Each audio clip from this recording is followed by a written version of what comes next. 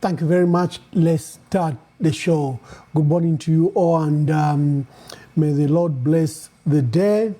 You know, this is a day that the Lord has made, and we shall rejoice in it. Those are the instructions of the Lord, that we celebrate each day, whatever comes. I've got with me my powerful team, our powerful team.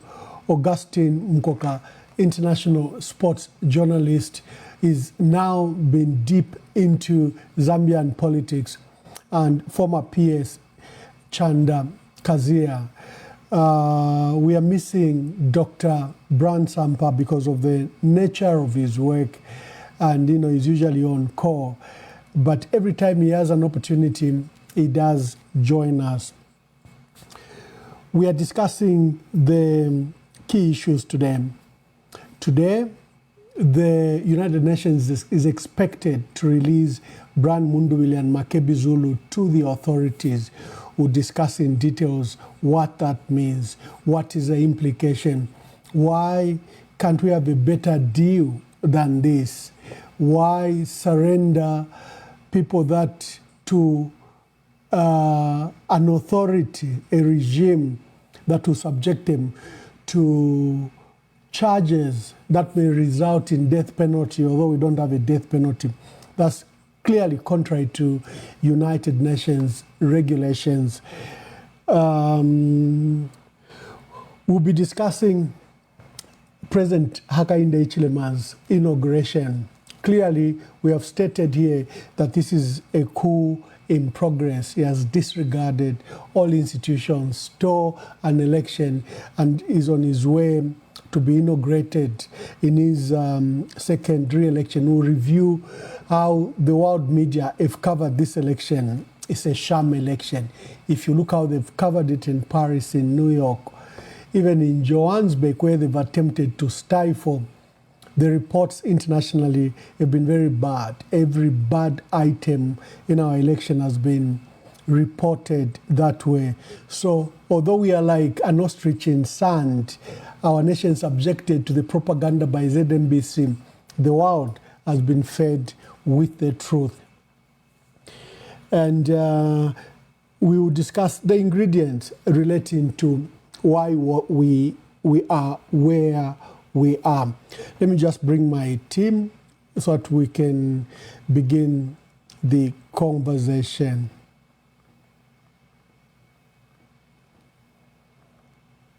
Team, where are you?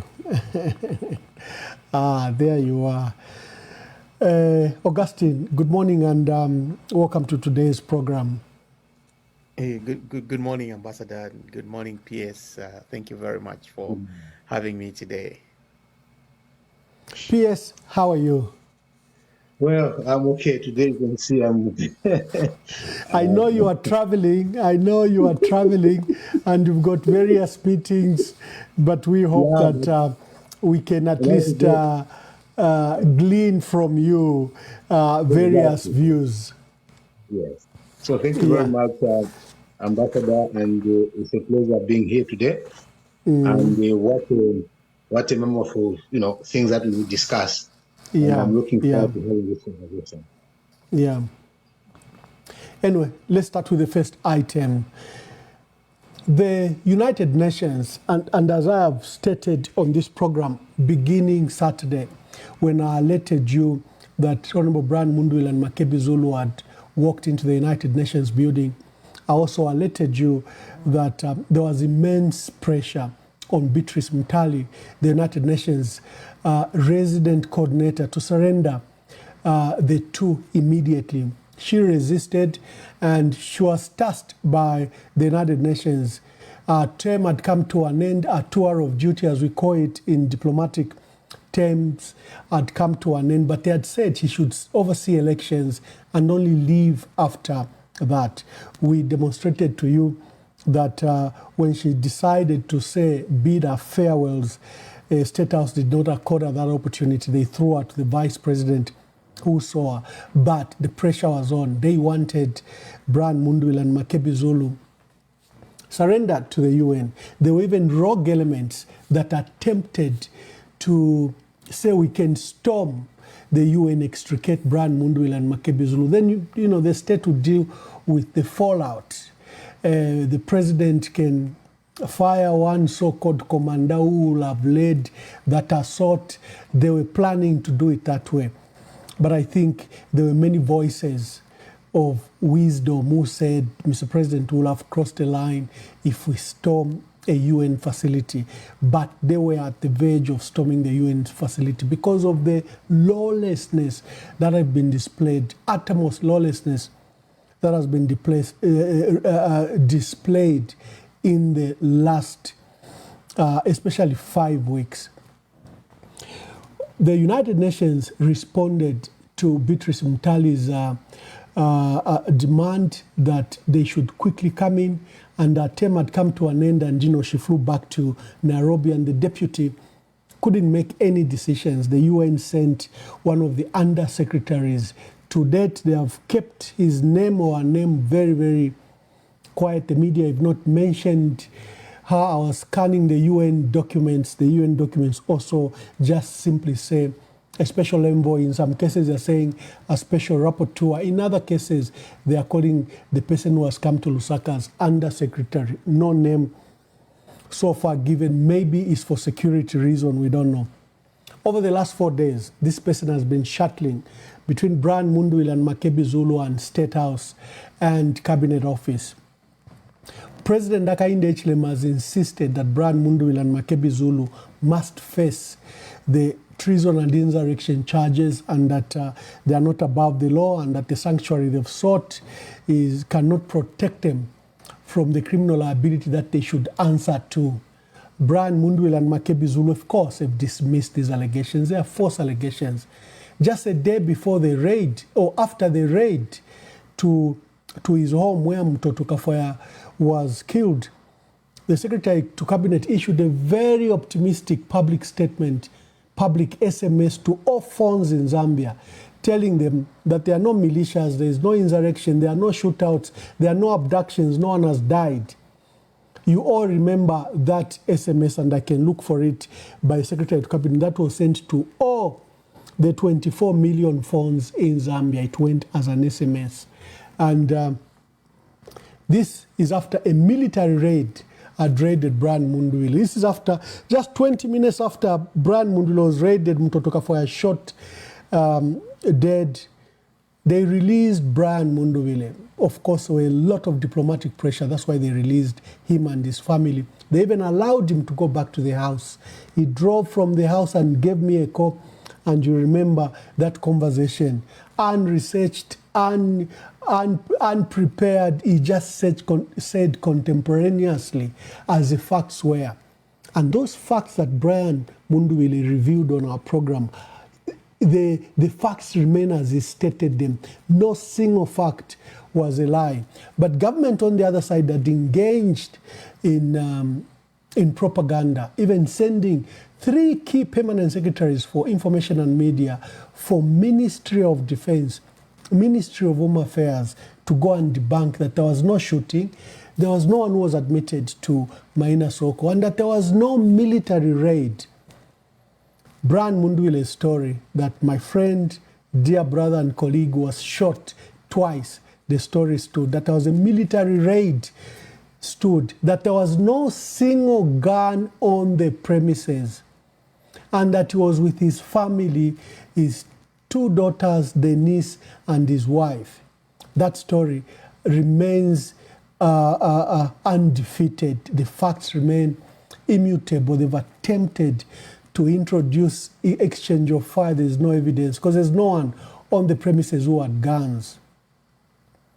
So Brian took a lot of time, and Makebi Zulu took a lot of time to demonstrate that there's no militia. If there was a militia, Secretary of Cabinet would not even have written such a letter, such a public notice to all the 24 million phones in Zambia. And that if they were investigating the militia for a period of 2 years, as the president stated, why have they arrested those people? The Tonse Pamosi Alliance is only 2-3 months old. What do you mean you've been investigating them for 2 years? So the military story is a hoax. and Brian Mundubile demonstrated to the United Nations that there's no evidence. And on the premises, if really there were guns on the premises, the authorities would not have gone to seal the scene of crime 6 days later. It would have been sealed on the same night because it would have been a crime scene. And but President Hakainde Hichilema has insisted. There was a proposal by the United Nations that Brian Mundubile and Makebi Zulu must be moved to an embassy, to a third party. President Hakainde Hichilema has refused that. Says immediately they step out, they'll be arrested. By the temperature in the country keeps on rising, especially the issues at courts where there was a process to close courts so that Brian Mundubile does not file his petition. And to date, the judiciary are saying there is no petition. The political temperature in the country has gone back to the roof. And the church were brought in, the church mother bodies representatives were brought in to see how they can speak to the president, the United Nations, and to Brian Mundubile and Makebi Zulu. The church picked 4 representatives, and they picked Reverend Chilambwe from SDA. They picked Bishop Ignatius Chama from the Zambia Conference of Catholic Bishops. They picked Joshua Banda, Bishop Joshua Banda from the Pentecostal Assemblies of God. And they picked Pastor Sinyang. We haven't been given the full names here. These 4 have now been shuttling between the president and Brian Mundubile and Makebi Zulu. The president insists that there are charges of interest from the Inspector General of Police, and Brian Mundubile and Makebi Zulu must be surrendered to the police. There's been not much progress there. The UN Special Envoy is frustrated that no progress has been made. Government has made the assurances that everyone believes are false, that they are following the rule of law, that Brian and Makebi Zulu will not be harmed, that even the church and the UN can send a representative to their interrogations. They're just being called for interrogations. We know what will happen. It's just like what they've done to the other 11. As soon as Brian Mundubile and Makebi Zulu steps up and report to service headquarters, they'll be slapped with those charges, treason charges. Why do we know that? Because the people he was with have all been slapped with treason charges. Who can commit treason other than the 2 leaders? So we know, even when they're lying to the UN, that only interrogations is being done to ask him this and that. That's a lie. We know that the fake charges have been preferred on Bishop Trevor Mwamba, on lawyer George Chisanga, Patrick Mwansa, and others. So why would they not slap the charges on Brian Mundubile? This is a gimmick to get them out of the United Nations and to throw them in prison and throw away the keys. And the president kept on making assurances that to both the church leaders that are mediating and to the United Nations Under Secretary, that we follow the rule of law, we treat them in a civil manner. And that's extremely ridiculous. This is a man that has broken the law, has suspended the Constitution, has just stolen an election in a brazen manner, as reported by various international media, and has the audacity to stop an election because his rival is leading, has the audacity to close courts of law because his rival is about to file a petition. This is a man we should trust that he will follow the rule of law when he has suspended the Constitution. How has he suspended the Constitution? He's practicing state of emergency powers without declaring a state of emergency. The state of emergency requires that you pronounce it for 24 hours and then you take it to Parliament. Here, he's exercising powers of state of emergency, is locking up people in prolonged detention without recourse to any charge or appearance in court. Those are exclusive powers of state of emergence that he is practicing is conducting raids without search warrants. In many cases, there are no search warrants, how they are arresting and picking people. Up to 300 people are currently detained. And so I don't know how even Brian Mundubile and Makebi Zulu should accede to this so-called deal. Because you are dealing with a man who doesn't even respect the Constitution. How will he agree to some deal on paper that has no legal effect, that is not legally binding, is a gentleman's agreement? I feel for Brian Mundubile and Makebi Zulu. Truly, truly, I feel for them as they'll be handed over today. So what is expected to happen today is that when the day breaks by 8, 9 o'clock, Brian Mundubile and Makebi Zulu's lawyers are supposed to come into the United Nations. Then they are supposed to walk out of the UN, surrendered to the church leaders and the police, and they'll go to service headquarters, where you and I know that they'll be charged with treason, and the key will be thrown away, like they've thrown away the keys for the others.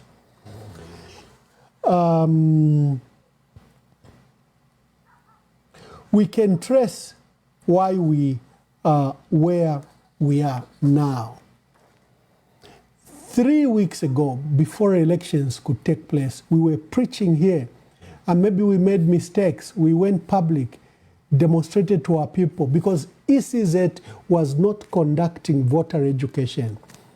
For 2 months, we've been conducting that voter education. We told our people, go with your pen, go and vote, protect the vote. Party monitors, ensure that you sign that Gen 20, ensure that you get a picture of it, ensure that you get a copy of it. So go and vote, form, a polling station committees, strengthen yourselves. The UPND might come to attack your party agents, support them, don't be in the polling station, but go to the polling station to count. That process seemed to have worked very well. And when we started counting, Brian Mundubile was leading everywhere. And we saw first sign the following day was a military raid on Brian Mundubile, and then Kalufianya storm polling stations, trash the thousands of votes by our people, put them in the sewer lines, in drainages, in some cases, Vale on Tabayasha, Ichimbidi. And the ECZ used that as an excuse to then close the counting for a period of 8 to 12 hours. Then we saw the soldiers turn up at major totaling centers. We saw the soldiers help alter results, confiscate Gen 20s, and we saw the results being announced by ECZ in a controlled process to attempt to show that Hichilema was leading the entire time. And as if that was not enough, Hichilema was declared as winner of that election with 1,100,000 votes over, let me see if I can get this document that is very important to what we are discussing. Will I remember his name? Because I want to finish the thoughts before I bring in my team. Let me just play. Kindly indulge me. Let's just play. Or maybe I leave my colleagues to. Oh, here, I found it. So there you are. There you are.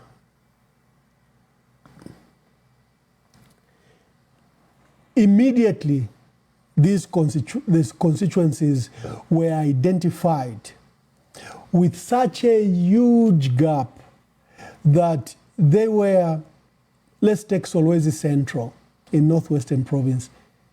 President Hichilema, all of a sudden, Mwangala Zalumis announced that he had gotten 54,000.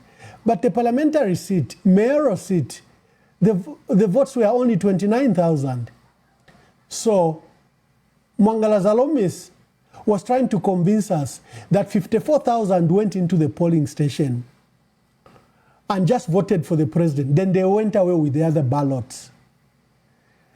and Mongu Central, that 47,000 voted for the president, but only 30,000 voted for parliamentary and mayor. So they only voted for the president and went away with the ballots. Now, the foolish part about that is that that record is supposed to show in audits, for example, in the sport ballots, But if you look at the number of sport ballots that were announced, oh my God, nothing beyond 100, But where did the 30,000, 20,000, 29,000? The total now, EU compiled up to 32 seats. The church mother bodies also compiled 32 seats. And they attributed that President Hakainde Hichilema had attributed to himself votes that were irregular, 1.8 million. You can see when they say the person who's widely believed to have won this election is Brian Mundubile, because the president has fake results of up to 1.8 million votes. I have a fee. And this report has been compiled by many who have looked at the results, where you have, in some cases, the president receiving more votes than the registered number of voters. This is what he didn't want to go to court. This is what the president didn't want scrutinized. This is a reason that he arrested people that were to do PVTs. So Bernard Kamba and his team were arrested because they were supposed to do the PVT with Emmanuel Nkoma, Sencho Banda and Japheth Mwakalombe escaped the dragnet, but they were the ones that were running the secretariat. They disrupted it, they confiscated the documents, they confiscated the computers, they confiscated the 7 million to pay party agents across the country. But our party agents were so patriotic. Without money, they went and did the job. Hence, the evidence that we've had so far that we had prepared to bring to court. And when we wanted to bring the matters to court, they arrested the lawyer. Our lawyers were consulting one of the most distinguished and eminent persons in this country, Justice Annie Mwewa Stalin, just by merely consulting her how they could proceed with the petition. She remains languishing at Richard Kachingwe police station. They arrested Celestine Mukandira. The story of Celestine is very well known.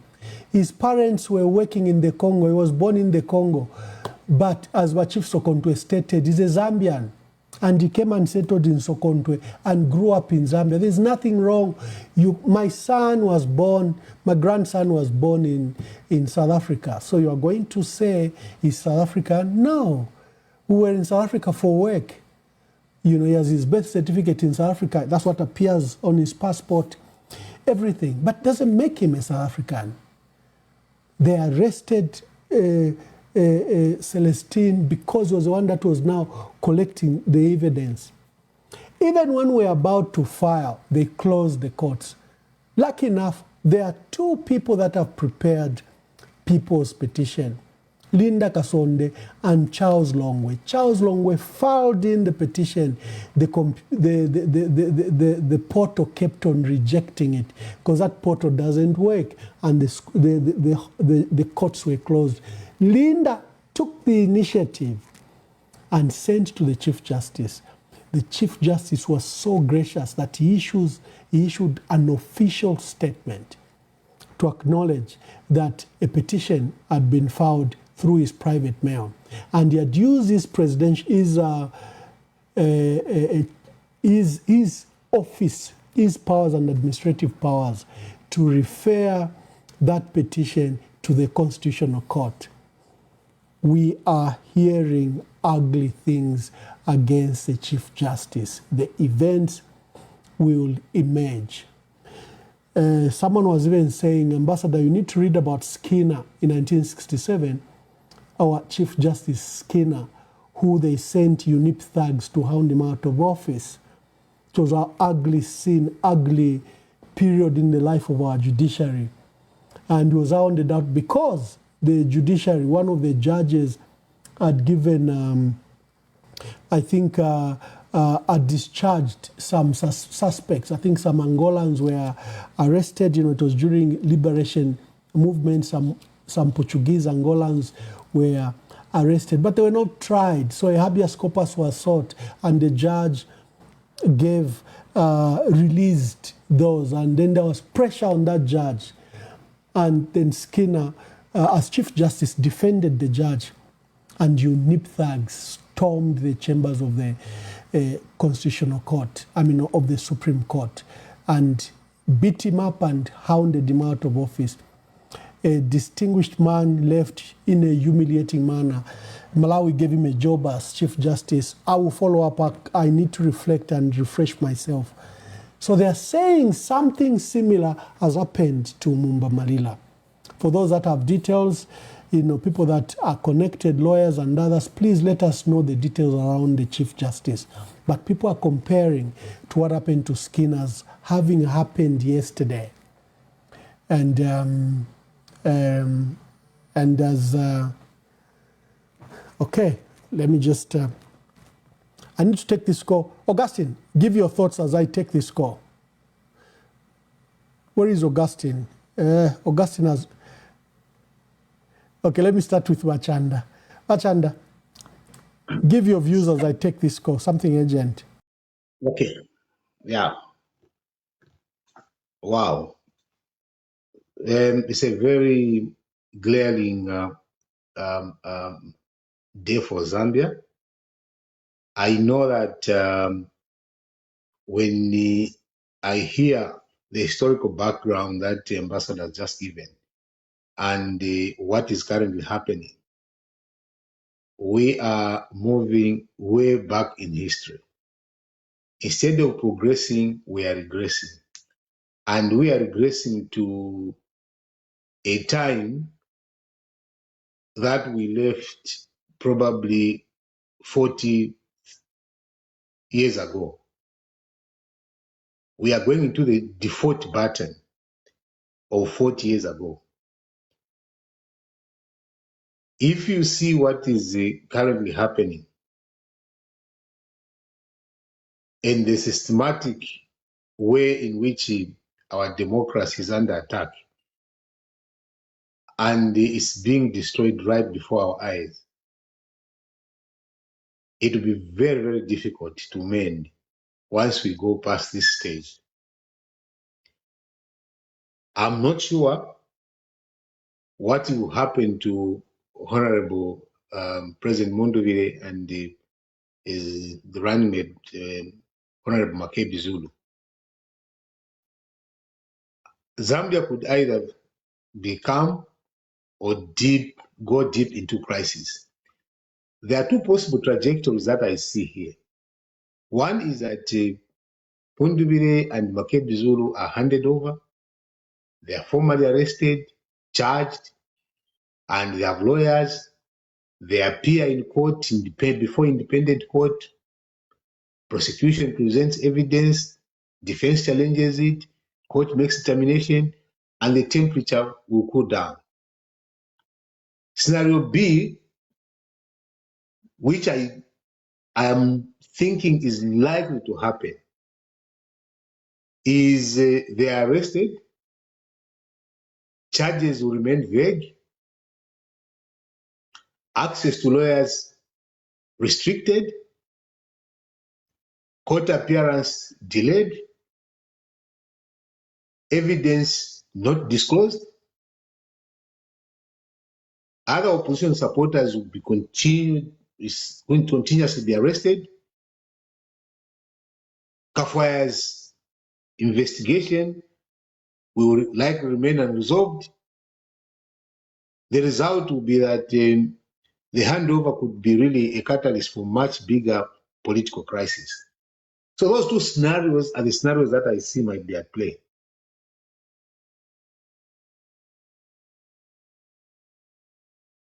The question is that can Zambia state guarantee a law, transparent, and genuinely independent process after surrender? That I have serious doubts. when you look at what has been happening, people have been arrested, they've never been presented before court. Look at from Chipata during campaign, they go to Mongo, people are still in prison. Look at how Ambassador Lungu was abducted, still in prison. Look at former judge Mwela Study, incarcerated. But the problem that I'm having is that there are so many people that have been arrested without seeing their day in court. If Makebi Zulu and President Mundubile are given walk out of that, I seriously doubt if they'll be given a fair treatment. If it happens, I would be surprised, and maybe it will be something that will change my perspective about things. But from the look of things and the number of people that have been, placed under custody, and then coupled with the death of Mutotwe Kafaya, which senior government officials, party officials were mocking.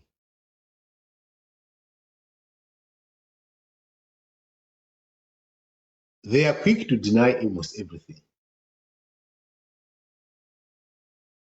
The biggest problem that UPND has is that they will say one thing and do exactly the opposite. And when you complain about what they've said, then they say, oh, but in the past, President H was arrested. That becomes the answer for the current scenarios. Questions will still be arising. What exactly happened during the operation that resulted in Mutotwe Kafaya's death? Who authorized that operation?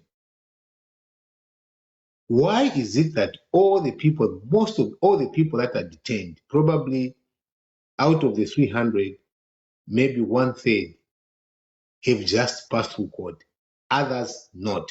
Others, we don't even know where they are. Now, Thank you very much. Thank you very much, Wakalamba Lekeni Mpuishe. Thank you for helping me fill up. I was on the issues of the petition that, I was stressing the history that we decided to monitor elections in a scientific manner, set up a PVT, do what is called vote protection program, where you form polling station committees that should help the party agents, strengthen the party agents in the event that there are attacks from the UPND thugs, and just to see what was happening. And, when the vote started, the count started, Brian Mundubile was even scoring good votes, not Yerama 200, where he had now even reached 1,000, 2,000, 3,000 votes, although Hichilema was winning, but Brian was scoring good points even in Southern Province. And I was going that we saw then the soldiers storm, polling centers the following day. I've narrated the issues where results were altered, candidates were given like sweets, and I just gave you that particular chart that has been quoted by the EU, the 32 seats that are giving President Hakainde Hichilema dubiously up to 1.8 votes that are not his. This chart, you should look for it. Now there's a fresh one with 32 seats that shows that President Hakainde Hichilema has up to 1.8 million votes attributed to him that were not his votes. And this is in the credible reports. And it's been a basis of international reports to say this was a sham election and that the president is attempting to steal the election. And I was now at a stage where I was narrating that a petition was filed. Because of the overwhelming evidence, they attempted to arrest, even just the lawyers we consulted, they arrested Celestine Mukandila, our Secretary General, who was at the center of this. They bought they bought Zumani Zimba and they bought NRPUP leader Ezra Tembo to attempt to remove the legitimacy of Brian Mundubile and Makebi Zulu's petition to the court. Like they were trying to remove what we call locus stand. The locus standi was being removed by taking over NRPUP and Resolute Party. And I was narrating that when the day closed, Charles Longwe, who's been petitioning President Hakainde Hichilema's petition that he's not a legitimate leader of UPND because of the manner that they've done the election. They didn't follow the constitution. He's taken matters to the courts.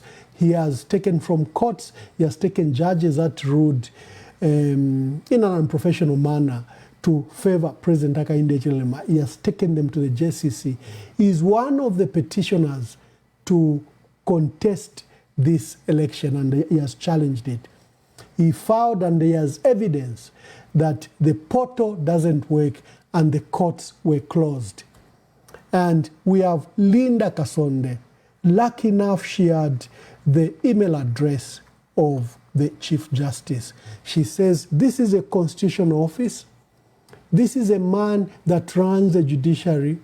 This is a man, for whatever circumstances, they've closed all courts in Zambia. So I'm going to file my petition to him. And she demonstrated that the courts were closed and that the judiciary portal, online portal, doesn't work. The Chief Justice was gracious. In the morning, he issued a public statement. And that statement, the Chief Justice, where is my statement that was issued by the Chief Justice? So the Chief Justice confirmed on a statement dated 25th August 2026. And Deputy Director Corporate Communications Kalumba Chisambisha Slavin stated that the Chief Justice has acknowledged an electronic communication sent to his private email address by a member of the public. And the documents are defined.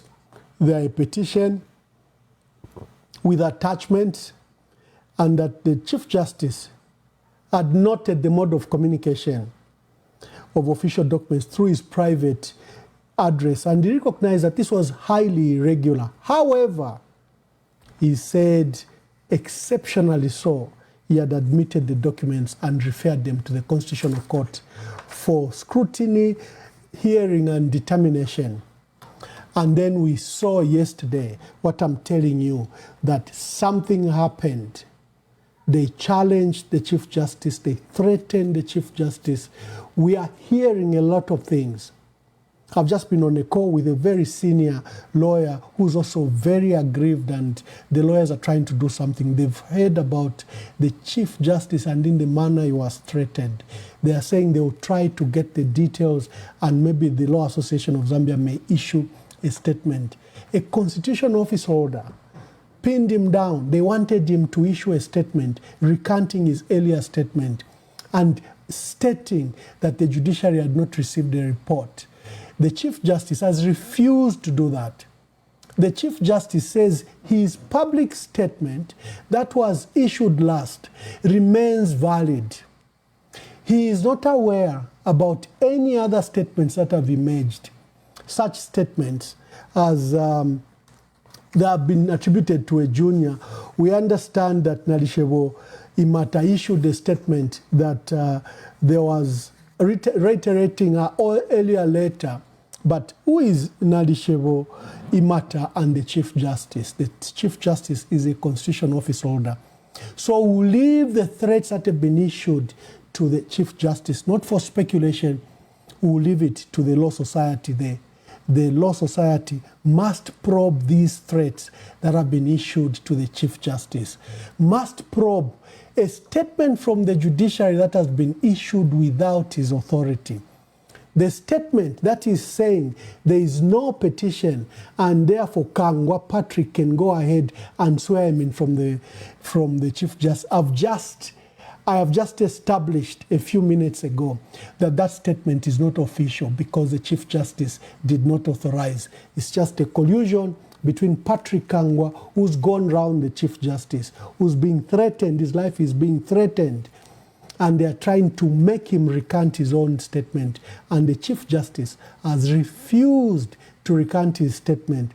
The statement he issued that he received the petition from Linda Kasonde and has since submitted it to the Constitutional Court.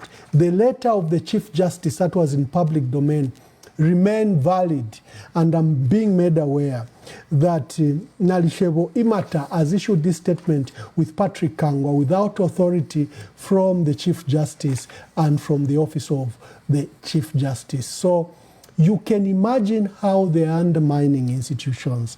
And when I say a coup has taken place, you people are saying I'm using very hard terms. What do you call soldiers storming totaling centers, soldiers helping change results, soldiers confiscating audit report documents such as Gen 20? What do you call that? What do you call Mwangala Zalumis announcing fake results, refusing to verify the results that she's announcing? What do you call this fraud? This fraud that has attributed up to 1.8 million votes to President Hakainde Hichilema fraudulently. What do you call that? What do you call the closure of courts by the president? What do you call that? What do you call the deployment of troops in our townships and compounds without a state of emergency being declared? What do you call that? A coup has taken place in Zambia by the president. His mandate expired. His mandate expired. We must be very clear. He's a transition president to hand over to whoever is elected. He purports that he's been elected. Our duty and the duty of citizens was to test whether he was properly elected in light of the evidence that has emerged that the ECZ has attributed up to 1.8 million votes to him that he didn't receive. We want to test that information through an electoral process, through a constitutional process, through an election petition. He has thwarted that process. And as I can inform you here, is that the Chief Justice has not recanted his earlier statement. The Chief Justice is currently being threatened and was threatened yesterday. People are attributing it to the 1967 Skinner. I don't know what went on. It's up to us to establish those facts. It is within their ambit to do that. And of course, not forgetting that he ordered a military raid on his chief rival and ordered this execution. They were looking for Brad Mundubile and Makebi Zulu. They ended up shooting Mutotwe Kafwaya. And as we've heard, that they thought that that was Makebi Zulu. Someone says, Ambassador, are you aware that even a young man that sold Starlink for PVT was also arrested and detained? Mwamona. No mwa icho waka elefe, ka initiative wa Dar es Salaam ayasenda ma Starlink atashitishe abarepangama PVT na bamedia na umwana bali mu ikatoyo. Kindly send me the name of the young man that you say was arrested. So let me bring in my team now to assess the facts. The main issues we are running with is the alarming information, things that to occur this morning. What will happen this morning is the United Nations had sent an undersecretary. He has finished collaboration and negotiations. It is becoming clear that the United Nations will be handing over Brian Mundubile today. There is some form of a deal where Brian Mundubile and Makebi Zulu will be surrendered to their lawyers and to the four members of the church that were appointed, and they will take the two to service headquarters or to the police to answer these charges But I was telling you that you and I know what will happen. Their co-accused are already slapped with treason charges. They will do the same to Brian Mundubile and Makebi Zulu. They will slap them charges, and the commitment that President Hakainde Hichilema has made to the UN, that they'll be treated well, there will be no abuse, they will not be tortured, they will not be beaten, they will be subjected to the due process. You and I know that's a lie. You and I know that's a lie. You know, if they can torture George Sanga, if they can torture a poor young man, a Lusaka businessman, a Patrick Mwanza, if they can beat him in the manner, if they can kill Mutotwe Kafwaya, why would the word of the president be valid? If you have a man who's invoking a state of emergency powers without declaring one, the man who's suspending the constitution, the man who's closing courts of law, the man who halted counting because his rival was beginning to be reported as leading. Can this man honor his word?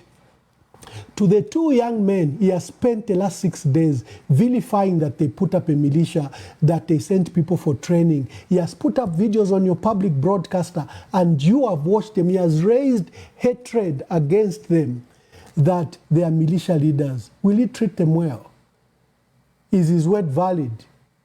You and I need to pray for Makebi Zulu and Brian Mundubile this morning. You need to be on your knees. You need to be on your knees. If you're not praying, I don't know what you will do. But this is what will happen this morning. If President Hakainde Hichilema was decent enough, he should have allowed Brian Mundubile and Makebi Zulu to leave the country. Make assessment when they are, because where they are, they have no phones. They can't reach any of us. They can't reach their family members. They are supervised. The last 7 days, they probably haven't even been watching these broadcasts. So their information available before them is extremely limited. And they might accept. They don't know that he has raised a hate campaign against him on ZNBC every day, that they are militia leaders, that they wanted to take over the country in an unconstitutional manner, that he's hiding the fact that he has lost elections. He's hiding the fact that his soldiers stormed polling centers and and totaling centers. He's hiding the fact that he closed the courts. He's hiding all these facts. He wants to shift the blame to Brian Mundubile and Makebi Zulu, that they are militia leaders. They are causing insurrection in the country, that they are bringing insecurity against him. And all they did is participate in an election. All they did is receive overwhelming support from you. Augustine, please take over. Let me leave this to you. Augustine, where are you?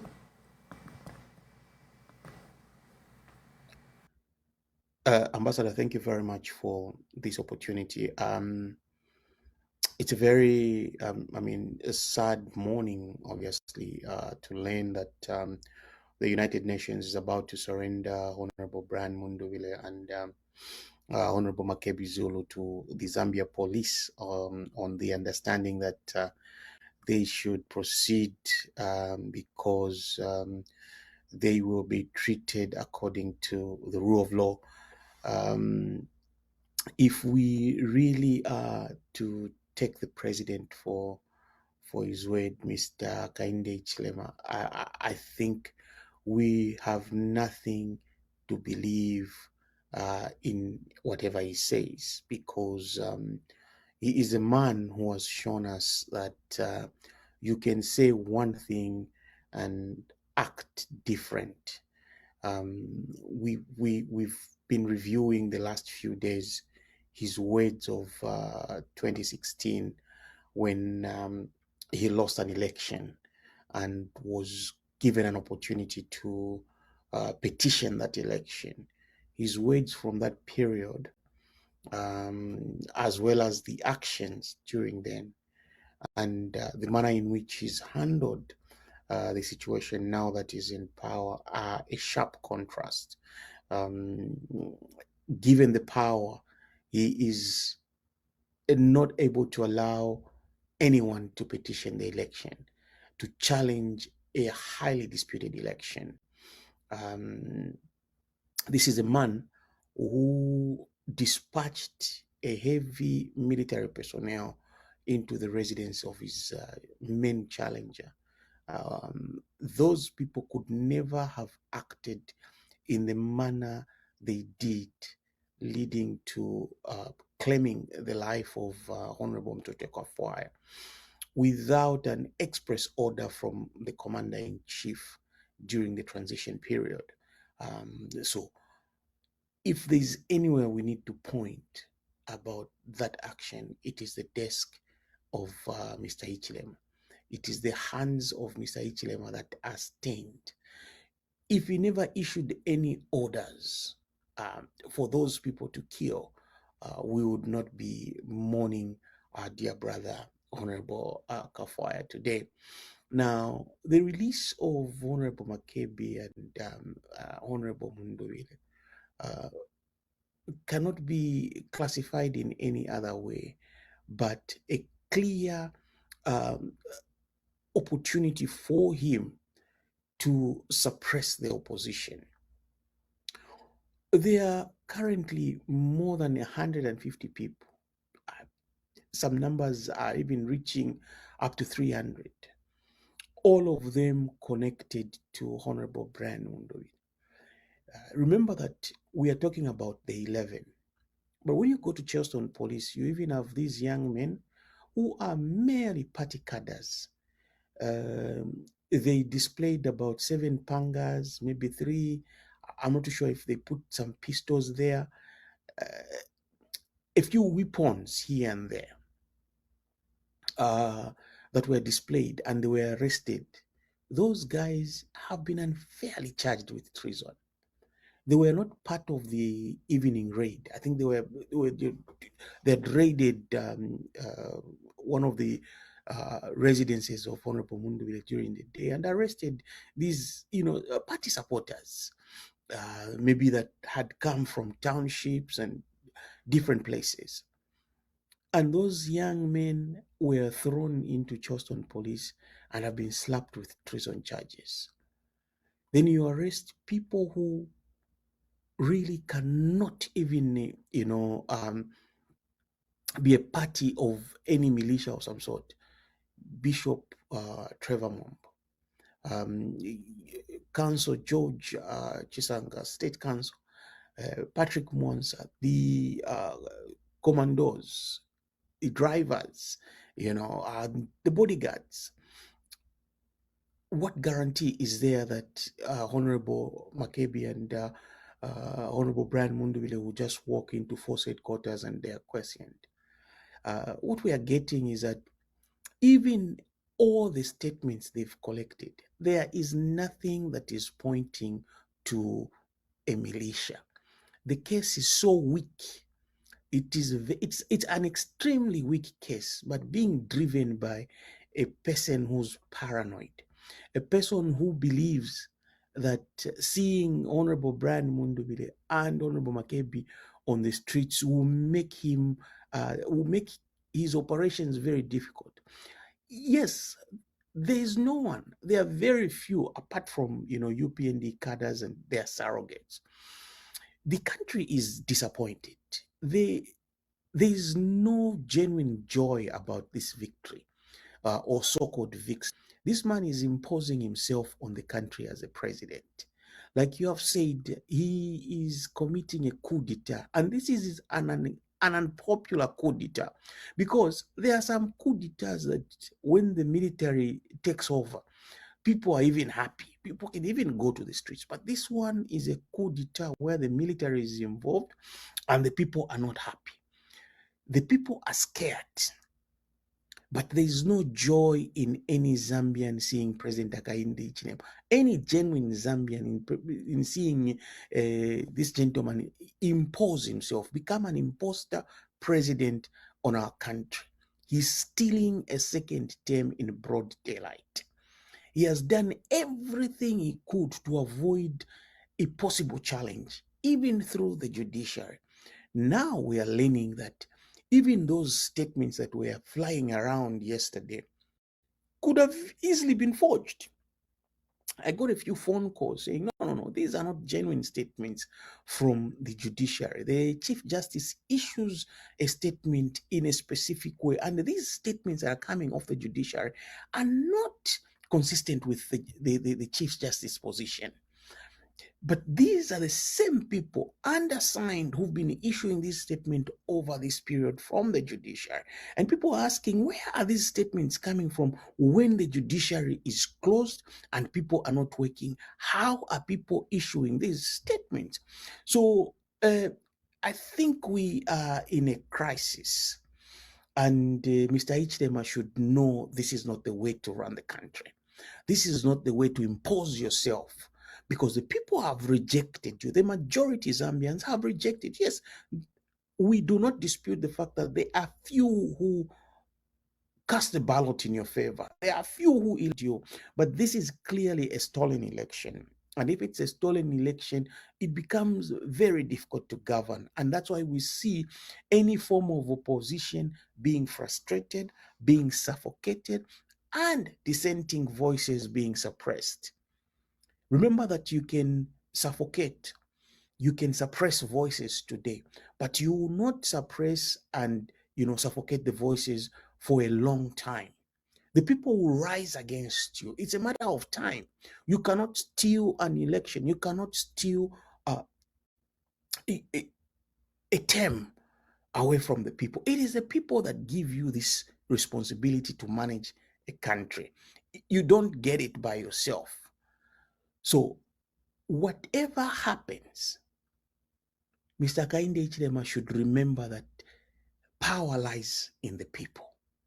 He can force his way through, but this is not going to be for a long time.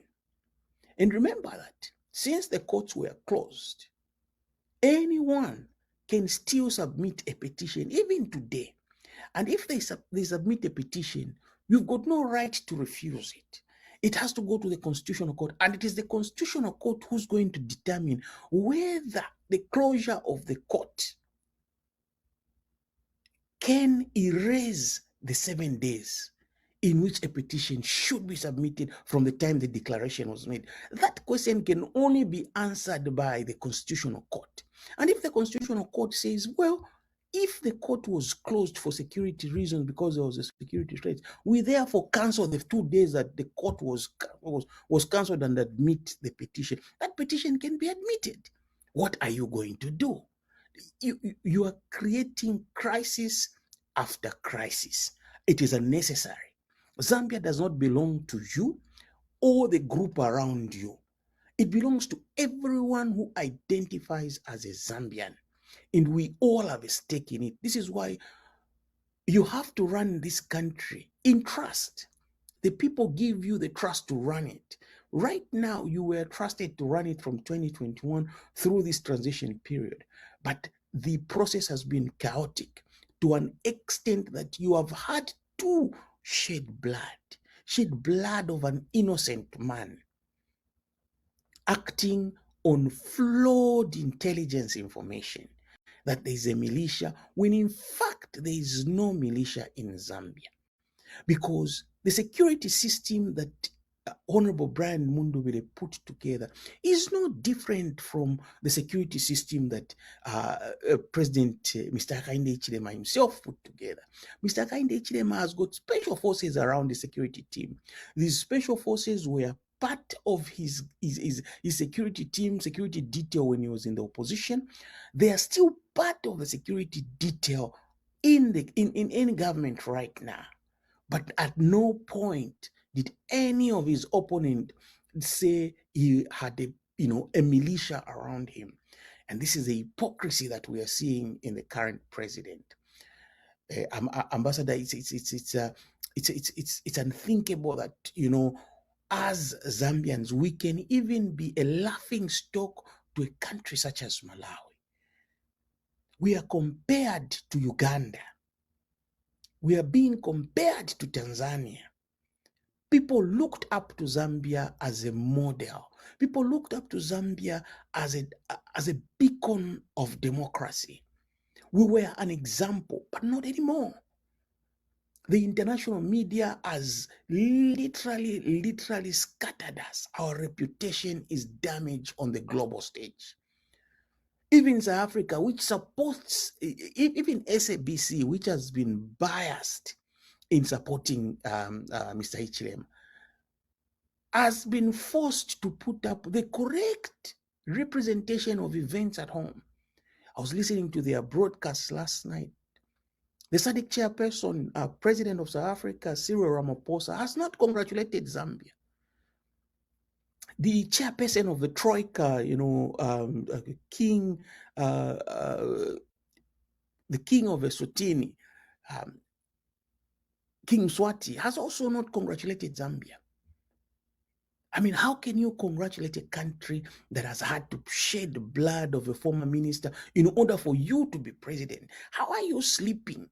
And today you want to send the presumed winner of the election into prison because you think that having them outside, will make it difficult for you to enjoy your stolen inauguration, which you are forcing on the people, by ignoring even a legal and straightforward option, which you yourself enjoyed. You were given an opportunity to petition. Yes, we're not talking about whether you lost that petition or if it was thrown out, but at least you were given an opportunity to file it. Why wouldn't you give your friends an opportunity to do as it was done to you? I think Mr. Hichilema has brought Zambia to its knees. Its democratic standing has been messed up. Its recovery will practically be impossible unless he does the right thing. And the right thing is to admit that he didn't win this election and he therefore has to subject this election or this process to a rerun. Without that, the focus on Zambia will be huge. And the recovery will practically be difficult to attain. I hope that's not the image he wants to leave for Zambia. If he can take time to introspect, if he can take time to carefully review his action in the interest of his country, he may make a better decision. I thank you, Ambassador. Bachanda, to cut you rudely, please finish your thoughts.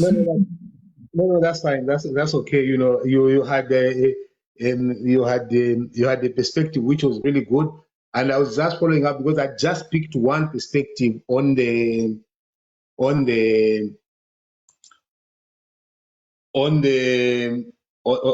UN giving up on President Mundubile and the Honorable Makebi Zulu. So I've taken that perspective. But you see, I wish to first of all to just change a little bit of the perspective. I want to go after the serious men within UPND, the ones that feel betrayed to this level as well, to this extent, because there are so many of them. But why are they quiet as well? Why can they stand up and support the Chief Justice? It is on this forum, Mamamba, where we call the Chief Justice, but Chief Justice, the ball is in your court. You have immense power, and you have been a man of integrity from the time that we've known you, some of us. We were proud when we saw you assume to that office. And for me to hear the Chief Justice has maintained his grounds, that is the Mumba Malira that the country is looking for. That is the Chief Justice we are looking for. Let's see if you say no to swearing him in and see who is going to swear him in. Don't be part of this. I was almost using bad language. Don't be part of this evil. Stand your ground, Chief Justice. The entire country is looking up to you. There is no way you are going to allow someone to make their work so easy by making yours difficult. That is what the UPND and the president have been doing. They have been making their work difficult, their work easy, by making their friends' work very difficult. And it's because people are allowing it. You people in UPND, there is also a coup d'etat from people like Waneva Sinumba, who moves away now, they start working. But that working Waneva Sinumba for what? A man who should have been looking out for to be president. Via stage violation. You can't allow one person to alter the entire course of our country. We are complaining about these things because we know that this is justice which is being denied. It is being denied. We can talk all we want, but all of a sudden we go back to the judiciary because you are the people that put us all in line. If you allow to be taken over, seriously, chief administrator and secretary to cabinet, you want to ignore the chief justice? You want to ignore the chief justice? You will be made to answer for these things that you're doing right now. All bad things will come to an end. Quietness follows and remains. Even if today you arrest President Mundubile, you arrest him, you take him into the gallows, don't think that that will be the end of it all. You will be just opening a much bigger political crisis in the country. Because look at the numbers that have been displayed here. You can't have 1.8 million staffed figures. Okay, let's put them to test so that we see if these numbers are not there. Why should you use the military? You know that the military have nothing to do with the civil matters like the election. That is why it is being categorized as a coup d'etat. When the military take over all institutions of the executive, it is a coup d'etat. You are not mentioning it. It is fitting in all essence, in all, it's a jigsaw puzzle. It is fitting. Someone wants to complain, they pick up. Someone says something, you go fish them up. Look at how many people are on camera being beaten by the soldiers. For what? For expressing themselves?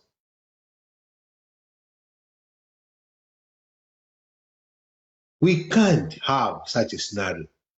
But you want to destroy the entire country because you want to move. When people say no, respect the no. If you think people are not fair, they have evidence, let it be presented to the court. But you can't cut out the evidence. You can't cut out. You go and barricade a crime scene. Mwavika quote as a crime scene. And thank God, the Chief Justice acknowledges. And then the stories we are hearing, Wamukoka, if those stories are true, where the Chief Justice is being threatened, it is destroying our very foundation as a people. Don't destroy the judiciary. Chief Justice, not under your watch, should you accept anyone, and I mean anyone, to destroy this country using the office that you have. That office is respected. That office has power. That office can send a person to death and can send a country into turmoil.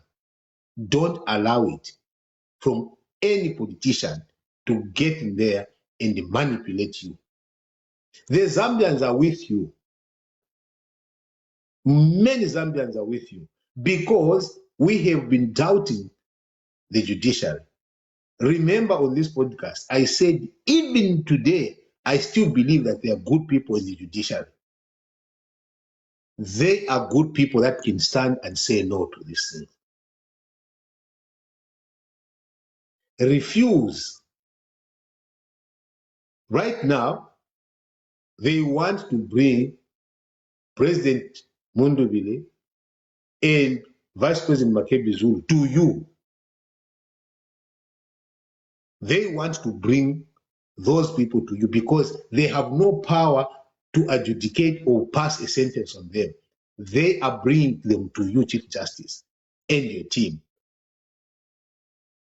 And you have seen where this is coming from. You have seen the injustice from when they attack a private dwelling by the commandos. They shoot a former cabinet minister. Then they deny it. After they deny it, they mock. They don't just deny it, they start to mock the people that are complaining. They mock the families. And after mocking them, then they realize that, oh, actually, they can't hide it. They come back with different statements. The next thing, they formulate a militia that does not exist. Zambians have no capacity to take up arms and fight the government. They have no such capacity. Most people in Zambia don't even know how to hold a gun. We are not brutal people as Zambians. That is not who we are. And trying to divide us using a cooked up plan of militias does not hold. There is no such a thing as it's a make-believe. It is meant to fool us. It is meant to divide us. It is meant to make us start to fight one another at family and tribal levels. There is no one killing there. Right now, the only people that are killing are the soldiers and the security operatives. They are the only ones killing.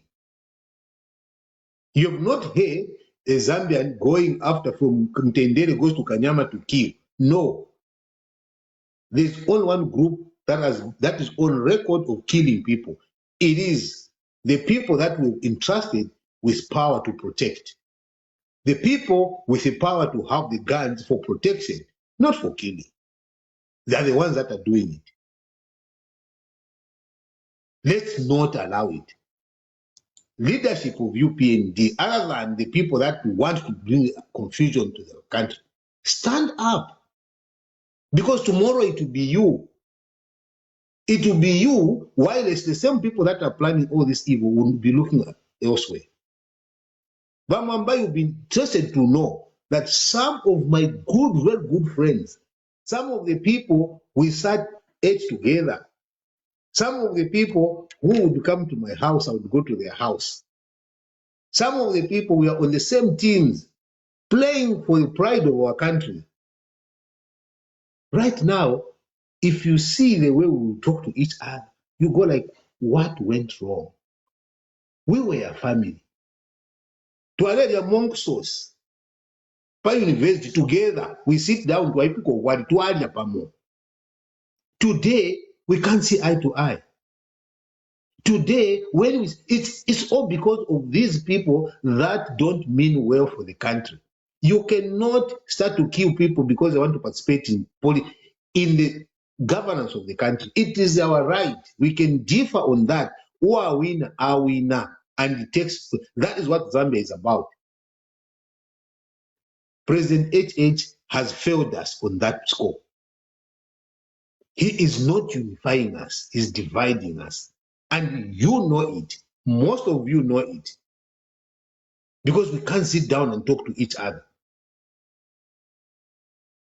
You will know, oh, it's the president making the decision. It's the president making the decision.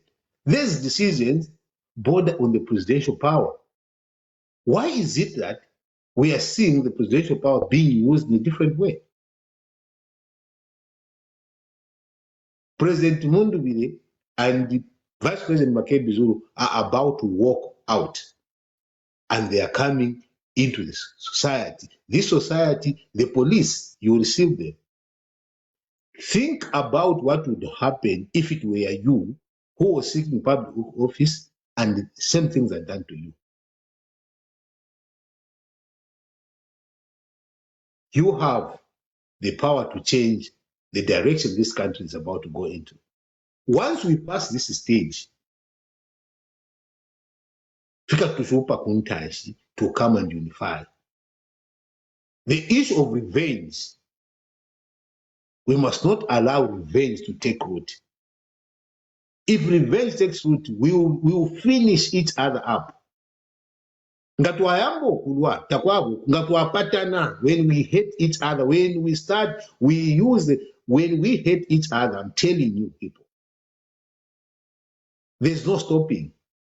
It will move from us, it will go to our children, and then the children's. And those are the things that we must avoid, because these have created fault lines in many countries.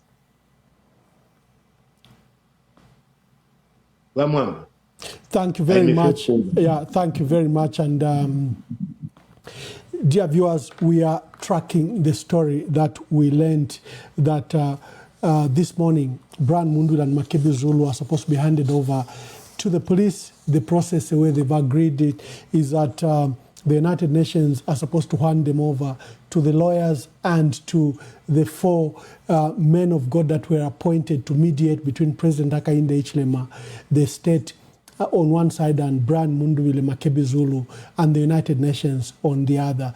We understand that the United Nations a mediator who came from New York is supposed to end his mission today. He must have given his exit statements with the president yesterday, and they are going to be handed over to the police. The President Hakainde Hichilema has assured that that they'll be subjected to the rule of law. You know, and you and I know the rule of law doesn't exist anymore. That the police have to be allowed to do their job.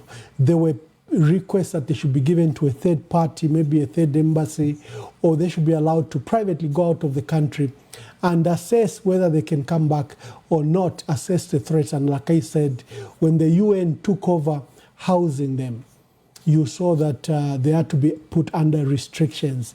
And we don't know if they've even been listening to our broadcasts. They've not been allowed to make phone calls. And remember, there's that clown from the UN, from Zimbabwe, who's issuing, the clown that mocked Honorable Harry Kalaba about the iPhone. If you remember that clown, is being shared widely by the UPND here. He's trying to scandalize Brian Mundubile and Makebi Zulu, that they are dangerous people, and he's trying to import the challenges he has with a reputable international journalist in Zimbabwe, and he himself is far below. Is not regarded, even his page is not even followed to any magnitude. Probably just UPNG people are following him. He tried to go and scandalize Brian Mundubile and Makebi Zulu. But the UN, from the UN office to send a special envoy from the United Nations, they took these matters very seriously. They've proper updates of what's happening in Zambia. It is for that reason that they sheltered them. If they believed in any of the foolish allegations of militia, they would not have housed them. And Brian Mundubile and Makebi Zulu, if they were militias, they would have gone in the bush, not to a civil process like the UN, And that's a story we are tracking today, that are expected to be released, that there were 4 senior members of the clergy that were appointed. We are also tracking the story at the courts of law. The Chief Justice's statement remains valid. He received the document and he surrendered it to the Constitutional Court. Attempts where they arm twisting the young lady to issue Nalishevo Imata, someone signed on her behalf some statement, that's a forgery. In fact, some people have even gone to a large extent to compare some letterheads that have come from the judiciary just in the last 2 days. Some have different addresses and details and phone numbers clearly showing that there is forgery at stake with the Secretary to Cabinet's office, trying to please President Hakainde Hichilema, to please his inauguration to go ahead. We have put it on this forum here that the Chief Justice's statement has not been recanted. The statement you saw from the judiciary yesterday has not been authorized by the Chief Justice's office. It's just another fraudulent statement in coordination with Patrick Kangwa, who continues to embarrass both his office and the Republican to all that know him. We've been tracking a story from Tanzania where the vice president resigned, and there were speculations in the media, in the social media in Nairobi and Dar es Salaam, that the vice president had finally resigned. The straw was the allegations that Tanzania sent soldiers to Zambia. That matter hasn't been reported other than in social media. But I was intrigued because I remember Brian Mundubile at his last press conference telling us the threats on his life and that there are foreign soldiers that have come in the country. Just listen to what Brian Mundubile said on his last press conference. I think that was on the 11th. They're trying to intimidate you. They're trying to instill fear in you. Like I have said, Zambia is not Tanzania. Zambia is a Christian nation. Zambians, Christians right now are fasting. They are on their knees. And Lord Almighty will show that he reigns supreme. At the mention of the name of Jesus, in case you wanted to know, every knee shall bow and every tongue confess that Jesus Christ is Lord. That's what gives us the strength. The UPND cannot win this election. Never. Yes. There is no miracle they can perform to win this election. So they've now resorted to the Tanzania formula. Zambia is not Tanzania. Zambia is not Tanzania. This is Zambia. This is Zambia. Our God, our Lord, shines his light upon this country. This is a Christian nation. Every Christian is on their knees today to pray. And we shall emerge supreme as Christians. So for those that think they can import ideas that worked in Tanzania into this country, you've got it all wrong. So my dear colleagues from Tanzania who've been hired, please get out of this country and go back as Christians.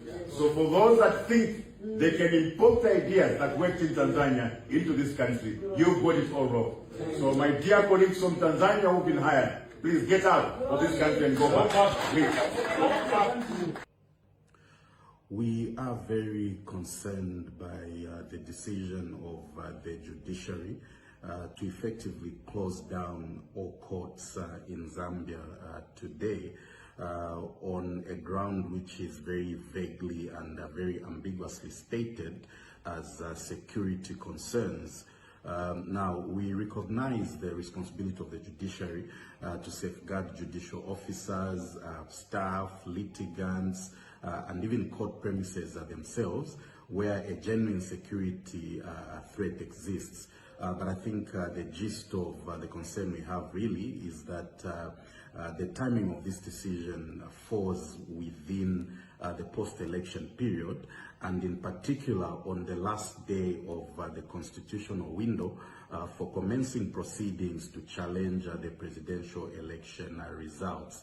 Now, it is of course already on a public record that one of the aggrieved presidential candidates has indicated their intention to challenge the results. And so it is very troubling that an administrative decision that will effectively serve as a stumbling block to the commencement of that intended action appears to have been made really with no or very little regard for the harm that will be occasioned on that aggrieved candidate's constitutional right.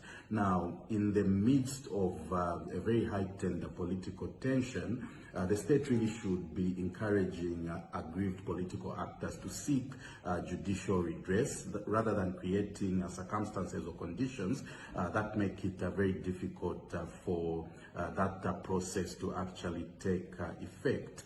We therefore call upon the judiciary to immediately rescind this decision, subject of course to the necessary security arrangements being made, and in the case where the physical reopening of the courts is genuinely impossible, the immediate establishment and public communication of alternative mechanisms through which commencement of actions can be done really needs to be put in place. At the stage of the electoral process where we are, as a country, we do not need fewer avenues for resolving any electoral dispute. We go to the newspapers. Colleagues, quickly take note of the newspapers, and I'll invite your comments. The Times of Zambia is leading with that story. IMF congratulates HH. And police recover stolen ECZ laptop. Remember the one that was stolen by Kalufianya. They've recovered it because it's they are referring to the matter in Mandevu constituency where Kalufianya ran riot. They are also talking about that Zambia for rule of law secretary to cabinet. That's a government newspaper, and I expected to say that. The Must is leading with that story. Take them to court. Kasonde Mwenda is pleading. Free all political detainees. Over 300 of our people are detained or arrested. Dr. Neo Simtani is pleading. Don't kill Zambia's democracy, says Simtani. Midwife Association of Zambia says Zambia is, has a shortage of up to 9,000 midwives. And Bob Chinga says Zambia has attracted global scrutiny. Indeed, Zambia is attracting global scrutiny. Remember what I was telling you of the reports from across the country. News Diggers says the courts are now open because the security threat has been contained. Yes, because Brian Mundubile hasn't filed the petition. He was the only security threat. It's just a petition. So we agree with you that the security threat is no longer existing. Let's go to Daily Nation. The Daily Nation is going with the story of the new Chinese ambassador who has paid the courtesy call to the president. And my dear brother Charlie, the lawyer, saying the court can receive an online petition, and even the petition via the Chief Justice should be considered as valid. That's what Tresford Charlie, the constitutional lawyer, is saying. Litigants have been left in a limbo as courts remain closed, because courts have remained closed. And we have to watch, colleagues, we have to watch the period for parliamentarians. They may suffer due to these closures as well. Parliamentarians are also, their applications are also time-bound. We may need to watch that. Then presidential petition, a non-starter, says UPND. And then Mr. Msoma saying the barricading of courts cannot extinguish the constitutional right to petition. And he's right, because that's just a right to, that's just a regulation. It can't override a constitutional right. And the other one would be our newspaper, because we publish 4 times a week. So this is a paper that's still running. We still insist that what is happening in Zambia is a coup d'etat. And we went into details to explain that. And that Chief Justice confirmed that he had received a petition through his private mail. Colleagues, let me invite you for your comments over today. Thank you very much. Mo Ibrahim is a prominent Sudanese billionaire, businessman. He's an engineer and philanthropist. He's remembered very well when he revolutionized the mobile telecommunications in Africa. I think he owned Airtel. I don't know what it was called then. Celltel, I think it was called Celltel, and he sold it to an Indian group and made billions. But he has now been globally recognized as a promoter of, human rights, extensive work for good governance. He even offers the Mo Ibrahim Prize, where a president, former president, wins this prize. You have to pledge that you leave office, constitutionally, that you have come to that office constitutionally, and you retire peacefully, and he gives you $5 million to run your office, and he puts you on, on some per diem of $200,000 a year. When President Hakainde Hichilema won elections, Mo Ibrahim celebrated President Hakainde Hichilema. Like many people, that he showed an array of light to Africa, that was a new leader who came on a popular vote and supported by young people, and that was going to, restore, democracy, restore the rule of law, expand democracy, human rights, and other things. And Mo Ibrahim, you find him in the circuits of UN discussions, in Switzerland, in G20, in Rwanda, Kigali, for those good governance records. You find him African Union, wherever there are all these good issues with presidents, former presidents, and good governance in Africa. And like I said, he praised President Hakainde Hichilema when President Hakainde Hichilema won elections. And you didn't believe what he wrote yesterday. Oh my. He says, President Hakainde Hichilema, you are throwing away Zambia's rich legacy. The arbitrary arrests of your opposition members, the killing of a former minister, and the suspension of vote counting should never happen in a true democracy.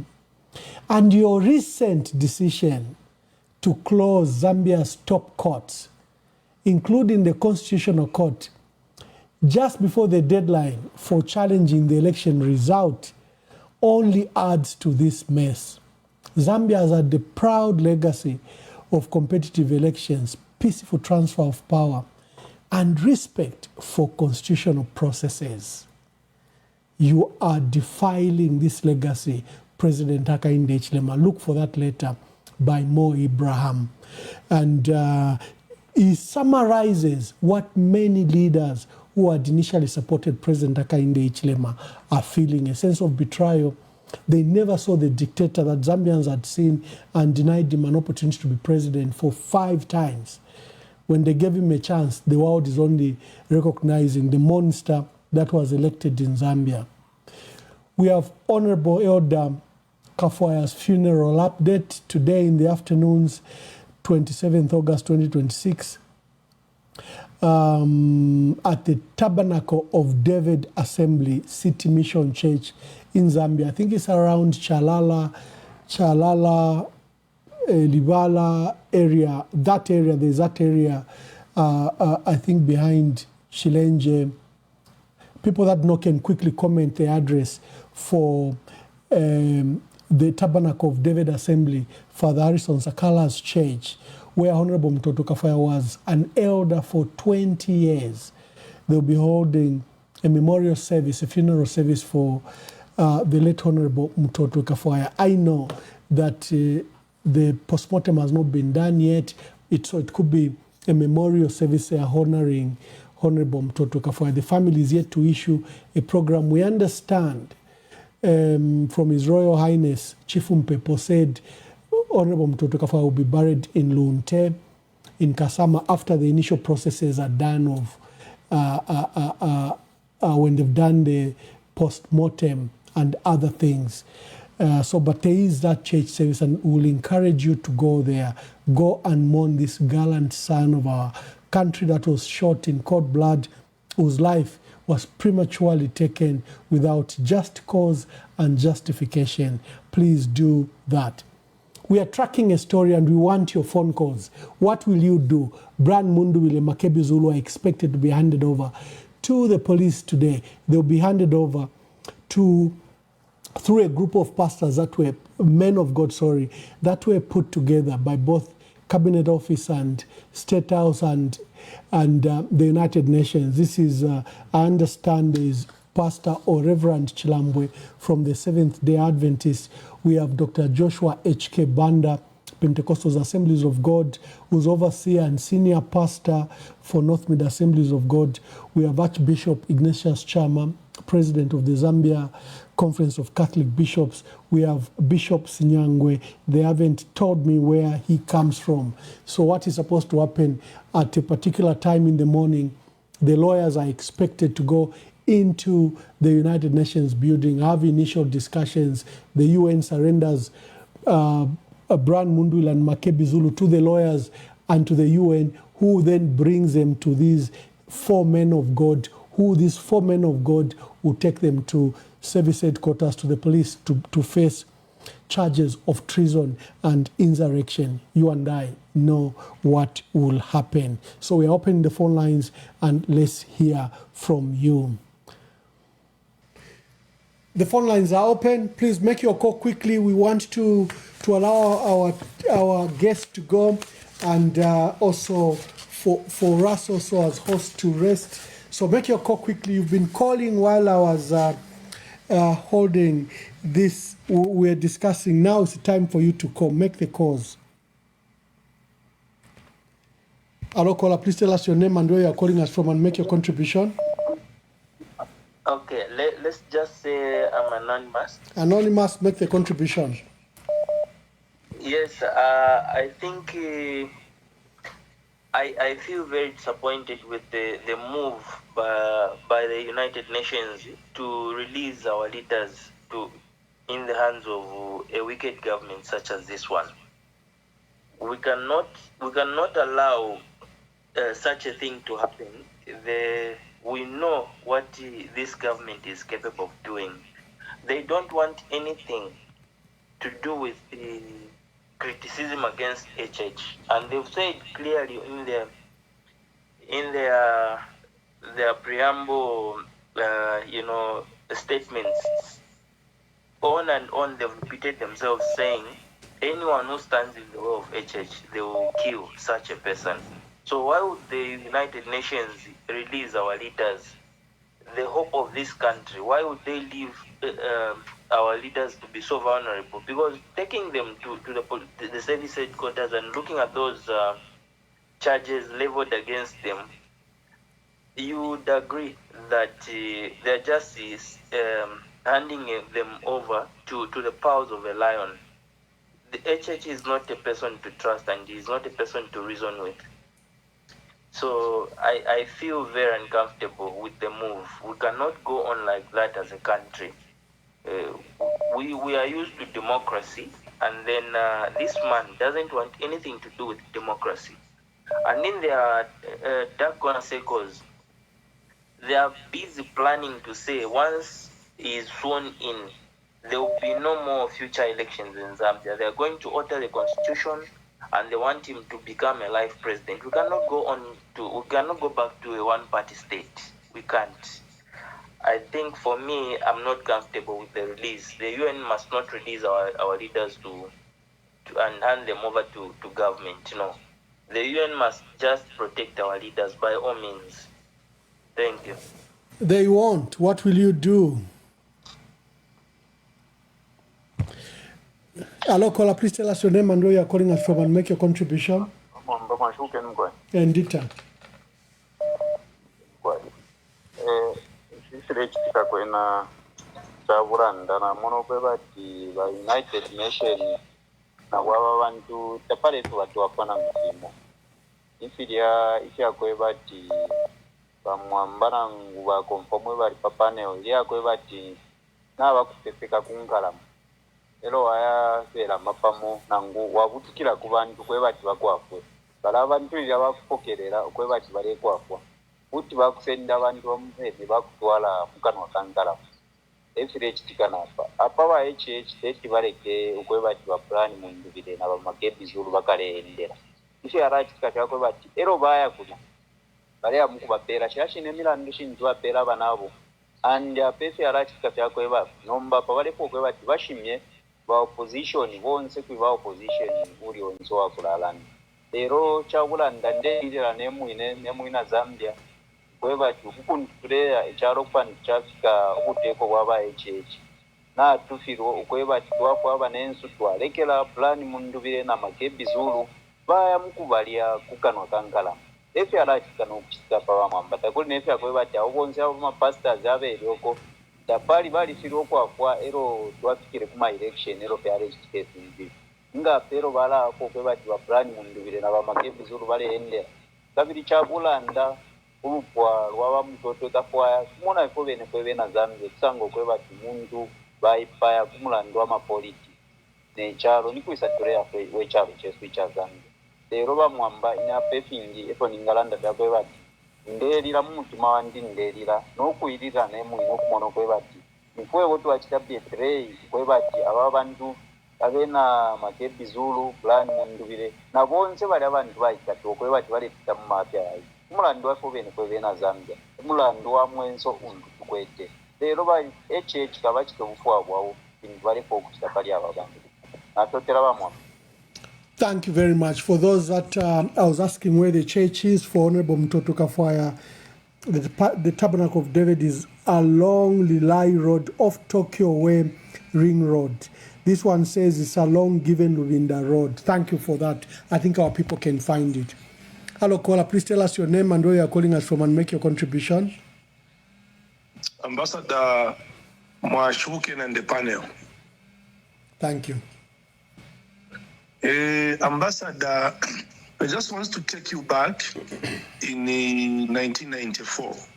I think the UN, they should learn a lesson during the Rwanda's genocide. There were a lot of signs which indication and report which was coming from Kigali saying there is a possibility of a genocide in Rwanda, and they are just put up in a blind eye until thousands and thousands of people were murdered. This is where it is now coming to Zambia. Just as the previous scholar has said, takwa bomuntu abu tukalefo wafuilisho then mwaesa mwanombe nkala mwelesa mule mugwekesha takwa abafilia. Under the international law, the UN cannot do that. One, why am I saying this? Bamwamba, first, our country has demonstrated that there is no rule of law by closing the courts. Other never UN, the same guy who has been sent as the representative from the United Nations. Now, today is the fourth day. There are no court proceedings. It means our constitution has already been suspended or it has been liquidated. We don't have a constitution in the country. Now, if you have a country where the courts have been closed, even the time the Chief Justice is trying to come and become firm and help to resolve the issues, and we don't know what is going to happen to the Chief Justice either today or tomorrow. Now, if you say it's been a standover, Kuwama men of God, first, credibility of Joshua Banda is very doubt. Looking to the law he played during the death, during the burial impasse, Yaba letting former President Edgar Lungu. Now, Bishop Chairman my pastors, Chimo, you very michaya katapula. You cannot give a guarantee to the Zambian authority, not even a single inch and everything, unless we Zambians, we just says our two brothers, they're going to be a lamb, they are going to be slaughtered because they participated in something which is being enshrined in our constitution. Not that the justice will prevail. First, you're in a investigation. Subject to takulifya treason na gufimbi. The only thing echo bakwatira abantu kubasupport na abantu bakavote na filia emulandu bapangile bamwamba you are there in United States. I know you have been trying to educate the Zambians. What role are they going to play? We have got the Zambians, you have an access to New York and to explain what is happening in Zambia. There is no way at even a single, not even the lawyers, not even a sympathizer of Mundubile and Makebi are listening to allow even those who do abashima people who stand over abobabili chimo fikuti mwabika fe Pautambo, whoever number, Bishop Wemiele, Nangwama nice for being a sacrificial. That thing, it's not attainable, and I'm appealing to you. Muinaka, Bonsana Mukonka, Ukonava, PS Kajira, find the way you are going to save this country. It's a time of Mordecai and the niece Esther, when the decree was about to pass on the children of Israel. Ini trap baba pela balaba biri. Fiashima people they cannot do anything. Fiava ala banyengerera ala nakanga kamuliana. Chimo gweba fiamu chibe batulando kwebati. Ngawasanga imbwina iloka. Na ibomba witira natole ishimba wayayibika mu mulukungu. Ile wayibika mu lukungu ile mbwiri nga yauma sikamupepe. Wala munefu yala kuchita FHH abachita afuka fenga kamuli alatia unishimbei ala konka mafunde waleteni ngabafu masembulia will live to regret. I thank you Amwamba. Hello caller, please tell us your name and where you're calling us from and make your contribution. I'd rather be anonymous. Thank you, anonymous. Make your contribution. Thank you so much, Mr. Mwamba. I think I'll start by saying what your guest were, the question that your guest asked. And that's a question that we all ask. And that's a question that I ask most of my colleagues when we are sitting or chatting about this country. The question is, what conscience does President Hakainde Hichilema has? What type of a person is Hakainde Hichilema? What does his conscience tells him when he goes to bed, sleep, wakes up? Does HH sit with his family, discuss just like a normal human being? Is he a normal person like all of us in privacy or behind the curtains? Those are questions we are asking. Because a normal person, Ambassador Mwamba, cannot do such bizarre issues like what is happening now. We are now a laughing stock.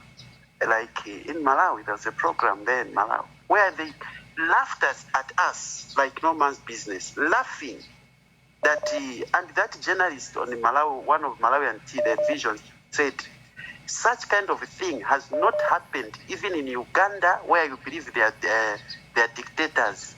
Not even in Zimbabwe, nowhere else. What has happened in Zambia is worse than a dictatorship.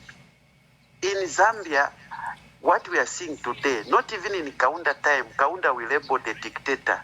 Such things never happened. We've never heard Kaunda changing results for parliamentary for the MPs and give someone else who has lost.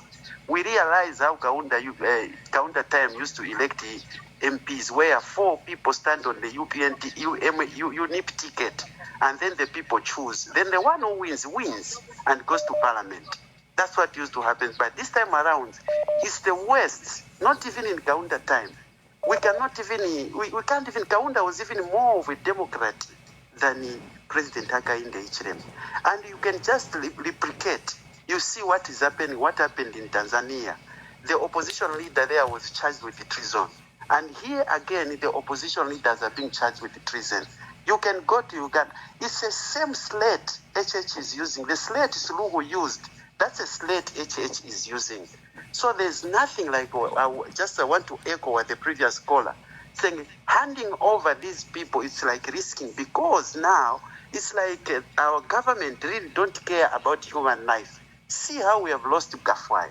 See how we have lost a young man into the Gafwaya.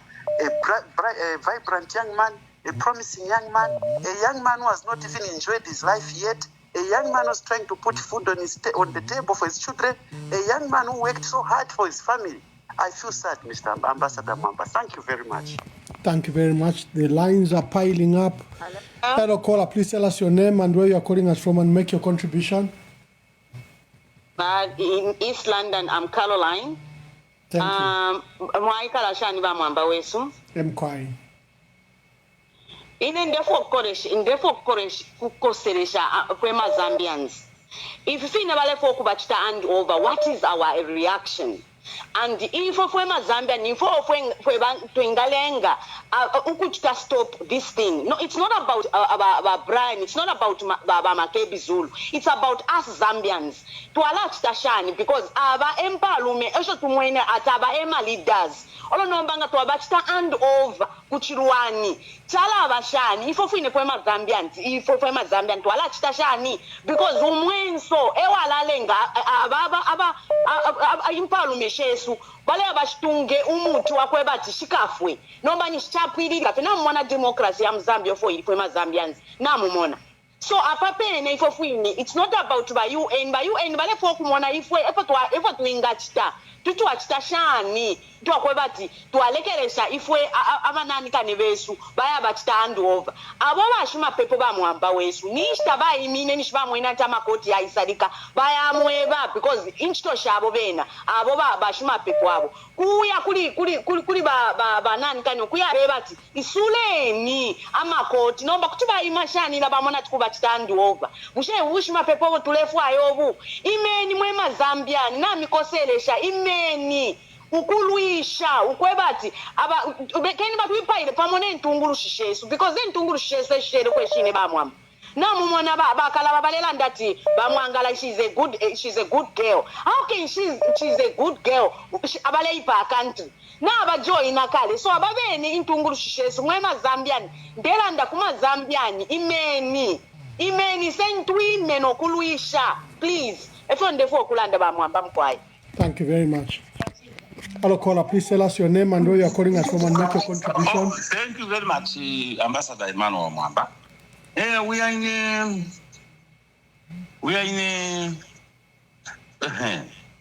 are in a serious predicament in Zambia. The President in the HLM has made it, has managed to bring this country to primitive ages. That is where we are now. My view is that Brani Mundubile and Makebi Zulu shouldn't have been handed over to President Hakainde Hichilema. I want to agree with the first caller. President Hakainde Hichilema has proven in more ways than one what his intentions are. You know, Brian Mundubile and Makebi Zulu should have been handed over to a third party, not to President Hakainde Hichilema, no. There is no one who can trust President Hakainde Hichilema as things stand today. You know the history, the background of President Hakainde Hichilema. You know how President Hakainde Hichilema treated Idris Nawakwi. You know how President Hakainde Hichilema treated Eddie Galu. You know how President Hakainde Hichilema treated the people whom he has been arresting.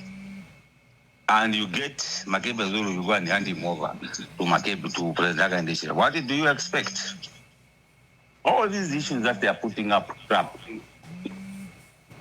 we are effectively, they have effectively closed all avenues, legal recourse that people can go through. And when you close the courts, what do you expect? What do you expect when you're closing the courts? If people can't find justice in our court of law, what do you want them to do? What do you want them to do tomorrow? Because tomorrow, you are the ones who will be complaining. Whenever we feel aggrieved, we go through the courts of law. You get the court of law, put them in your pocket, dictating judgments, procuring your own judgments, putting on the judges to be delivering judgments that are in your liking all the time. President Hichilema has managed to bring this country to primitive edges. And you see, I've been wondering, where are these other opposition political parties? Very interesting enough. Where are they? What are they saying? Where are their press briefings? When Hari Karababa, when Freddie Membe, can't they? Everybody's being scared. Everybody's gripped with fear. Very interesting. Don't fear dictators. A dictator must be told right on his face.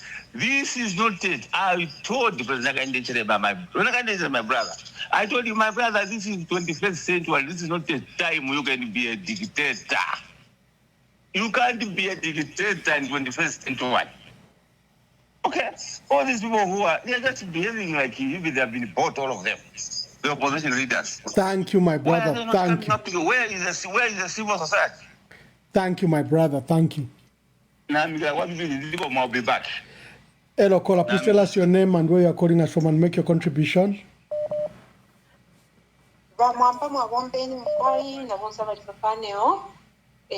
Nameless. Well, I've got a few points to make here. Number one, we are on the shoestring which to break. Yes. I'm appealing to all the members of the UPND to consciously sit down and think of what they are doing is something right. If they have all agreed to go back, they should hand over Mundubile, but hand over Nakale. No, but they should consciously think so hard. And one thing they should not forget, Chakwibati, once I'm a Kriba Makebi Badi Bendisha. No, but what shall I say? We must civilians. Hello? Yes, caller. Please continue. You need to quickly wind up. There was a distraction, so. What shall I for my civilians? Since Bale Bochama Soja, Bale Bochana Baka Pokola, we got a vonse. I'm a prison. But once the civilians were in Zambia, I'm a prison. But waiting for fear, waiting for Lomba, we buy a vonse. Echo Naland Loka Timberlanda Gomanakashi. Once I had in Tifungo Bamba, Vaume, Nakulumu Pamakasa, Ale Chula. I am one of the Nakulumutinda. I'm appealing to the members of the UPND. Think consciously. It's all I'm so glad that the Chief of Justice has his foot his ground. Mwinaka tupokereshe niko tuapapata. Era na imone ni mwema soja. Mwalipata magilitips. Ima wapa kukola. Mwalipata magilitips. Nalomwatu puisha. Impanga ya tuchepela. But there will be a day when most of you are going to lick the ground. Not more than this. Hello, caller. Please tell us your name and where you are calling us from and make your contribution. Hello, Bamwamba Mafumbeni Mkwai. Endita. Mkwai Bamwamba chitepo contribute. Bamwamba yekile chitika mchalo. Ofika kwa extent yako ati nga wamona namba eshina ya mutongo tawishibe pa phone. Washula no kwasuka watina.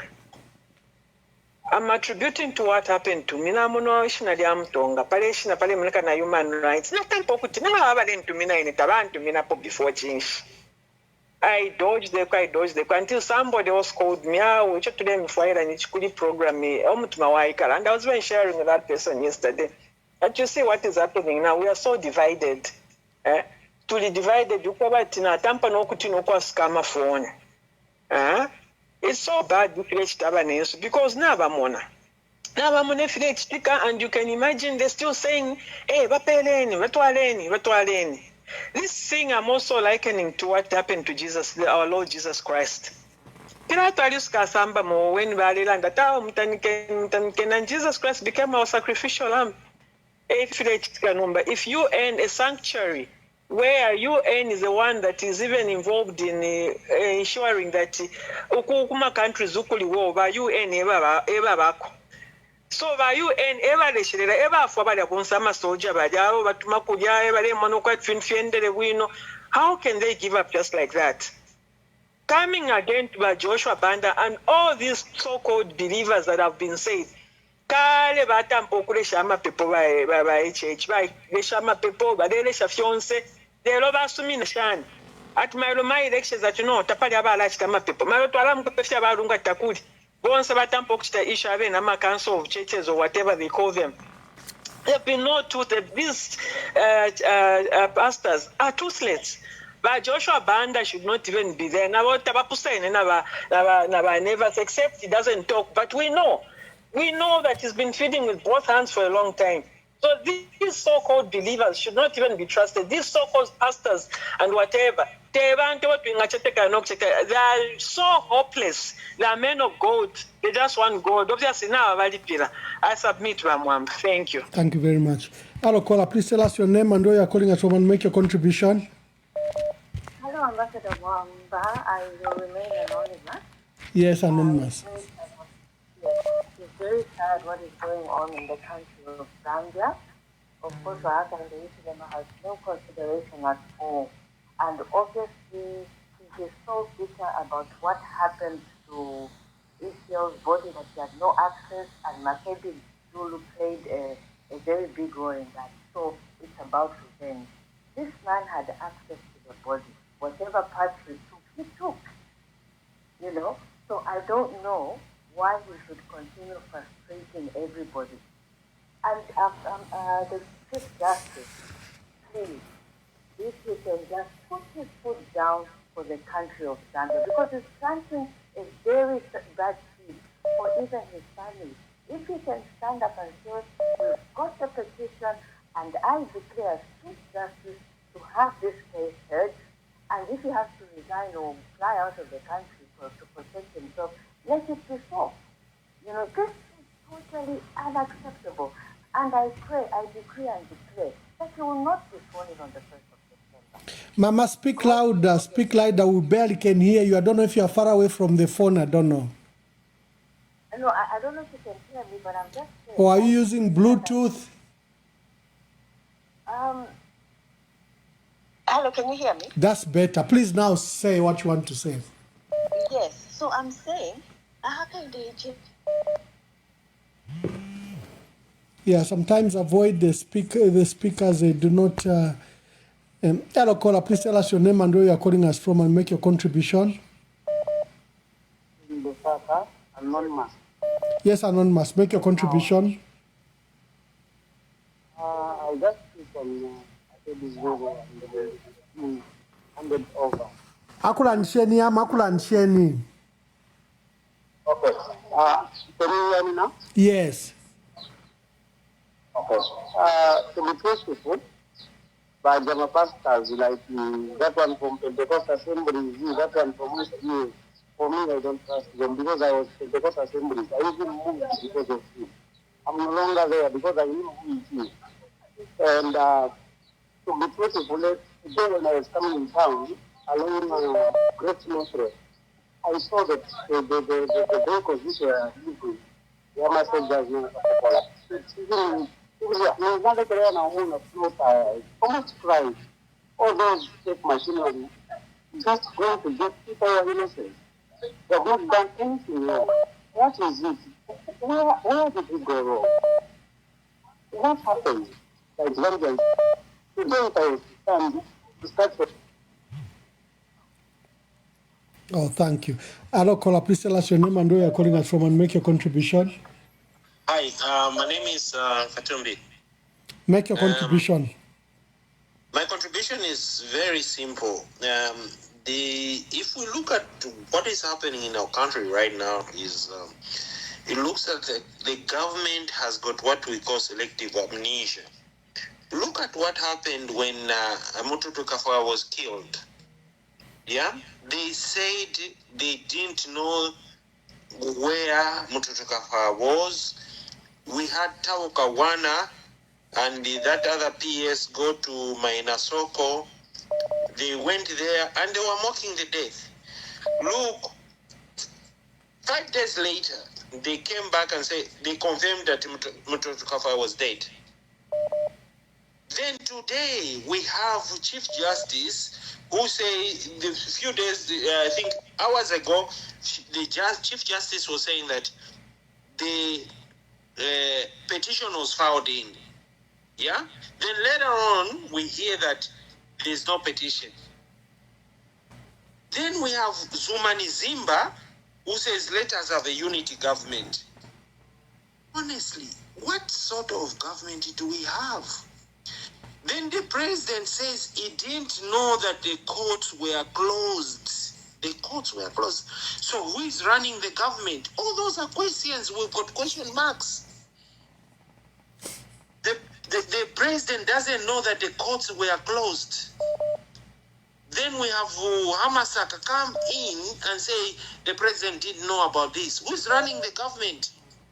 Is the army running the government?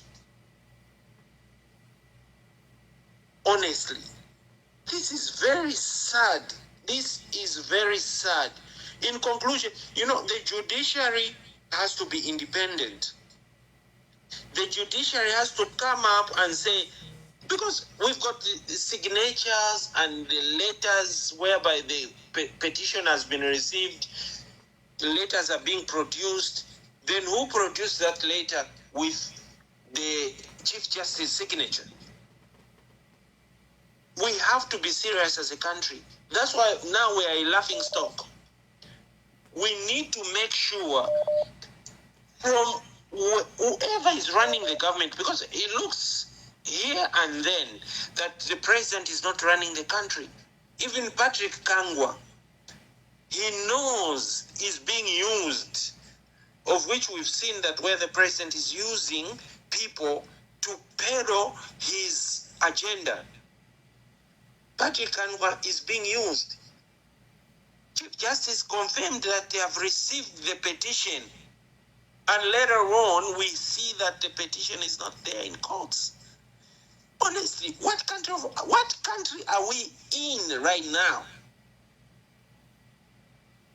Thank you, caller. Thank you very much. In conclusion, we need to make sure the death of Mtoto Kafwaya has to be investigated. The deaths of other people who have died has to be investigated, because the UN Charter is clear. Aggression has to be reported to the ICC. We need to report some of these things to the ICC. Thank you so much, Ambassador. Thank you very much. Hello, caller. Please tell us your name and where you are calling us from and make your contribution. I would rather remain anonymous, and my contribution as follows. But let's just call this what it is. We've experienced the coup in Zambia. The coup is not just military, these offices, the presidential office, the judiciary, the ECZ, and the army have actually collaborated together to instigate this. They've denied our vote. That's why they can't count it properly. That's why they closed the courts. People have to get used to President Hichilema's shenanigans. We've seen it for the last 5 days. 5 years, sorry, not days. He's been doing the same thing over. He lies come earlier, and then by the time you get to know the truth, the man is not bent on leaving the seat just as yet. So handing over these two people, Mundubile and as well as Makebi, they'll be delayed. He wants to revenge on every other cycle. They'll be in prison, they'll be in anything. It won't actually yield anything else. You take him out when he feels like taking him out. By then he will have done to them whatever he wanted to do. So let's not probably even think any otherwise. But the question is, we've been through this cycle, Mamwamba. Some of us who are old enough, we've been through this cycle. Until the Zambians get tired of Hichilema, that's when they'll rise. Like in 1988, we rose because we got tired of counting. That taken about 26, 24 years. So now what we're looking at is a cycle that we're going through. Bambiama Zambians, even these people that are supporting now, someday they'll give up on him until such a time comes. But what will happen in the meantime with Brian and as well as Makebi? We don't know what will happen to these people. I would rather they had been thrown out someplace else. But for now, even the next 5 years, it won't be a democracy as it is. They'll give us who to run against. There's no democracy. It's gone, my brother. We don't even have to talk about it. It's gone. If you deny the masses vote, let's go back a little while ago, 2024, Edgar Lungu said this. You know, people just did not really put their minds to what he was saying. He says, look, what stops us in that office is actually the Constitution. Now, the Constitution does not speak. It's things written. He says, this is only what stops us to do what we want to do. But this man, he pointed to Islam, he says, this man is not listening to the Constitution. Edgar Lungu said this. So he was telling us Zambians, it's either you rise now or you not. You understand that? But we kept cool. This peace thing, we've been through it. This peace thing, there's no peace anymore in Zambia. Peace is to whatever is ruling and whatever. The people at the bottom here, these marketeers, they won't treat anything. There's nothing going on with them. You know, you won't touch them. But it's when you start rising, you know, into those offices and anything else, when you start agitating his governance, that's when you see the claws of it coming to get you. Thank you, my brother. We have experienced the coup. Yes, indeed. Thank you. Hello, caller. Please tell us your name and where you are calling us from and make your contribution. Hello, Ambassador Mwamba. I called and it wasn't clear. I was just saying that this man is trying to get back at Makebi because of what happened in South Africa. He's very upset, even if he had access to that body. And I was just talking, Chief Justice, please put your foot down because you are planting a very bad seed for the people that are coming. Please, the judiciary, by Chief Justice, put your foot down. Muka chiteko rule for 3 months. Kuka be rerun. Naba mayo abali before I talk to you to shoot. Aba kalamba. Vaya kofena ma topless. Nama brafe kaika muku chita protest. Aba kalamba na 65 and above. And na weba nama placard. Mrs. Ichile maba muteka. Twafueniko echalo chesu. Because if we don't do anything now, it's the end. Unless somebody will just do a Muslim thingy and just do he's ready to die and he kills the president and he also dies.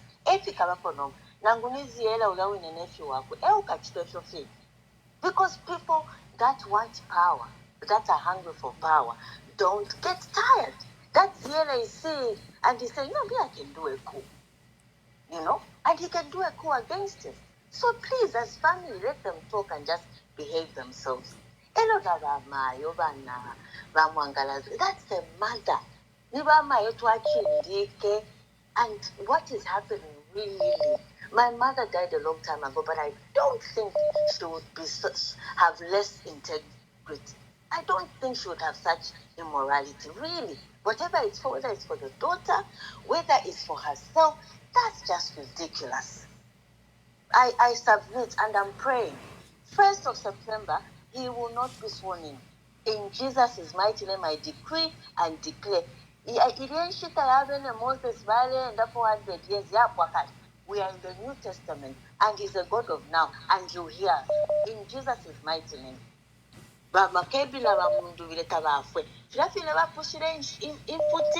It will not happen. They will live and declare the goodness of the Lord in the land of the living. They cannot be praying in tongues for nothing. In Jesus' mighty name. Amen, Mama. Who's please speak to. Hello, caller. Please tell us your name and where you are calling us from and make your contribution.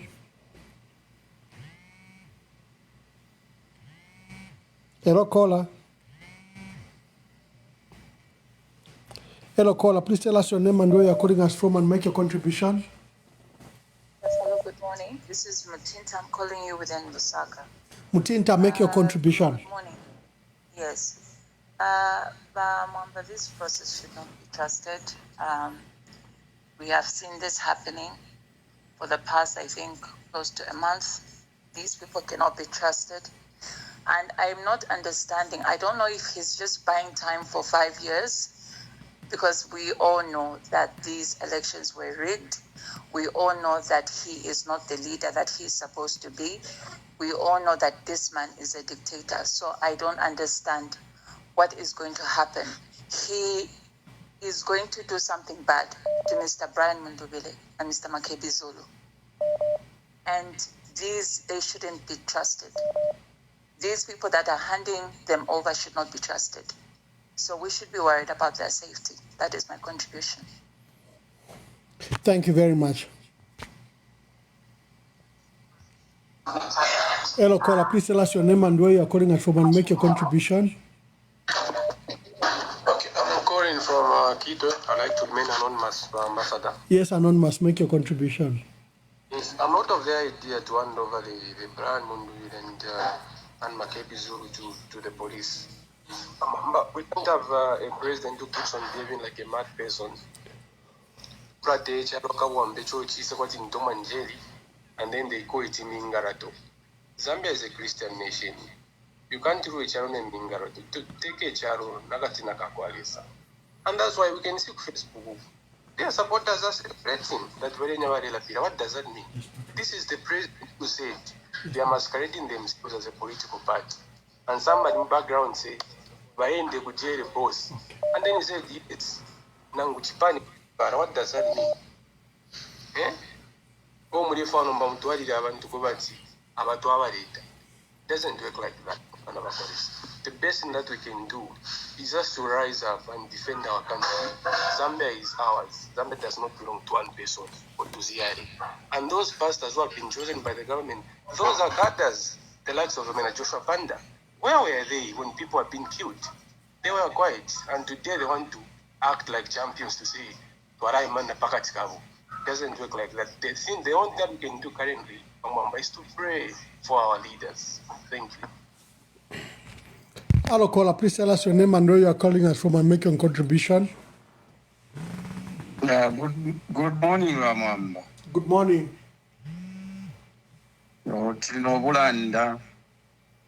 Zephania is my name. Thank you, Zephania. Make your contribution.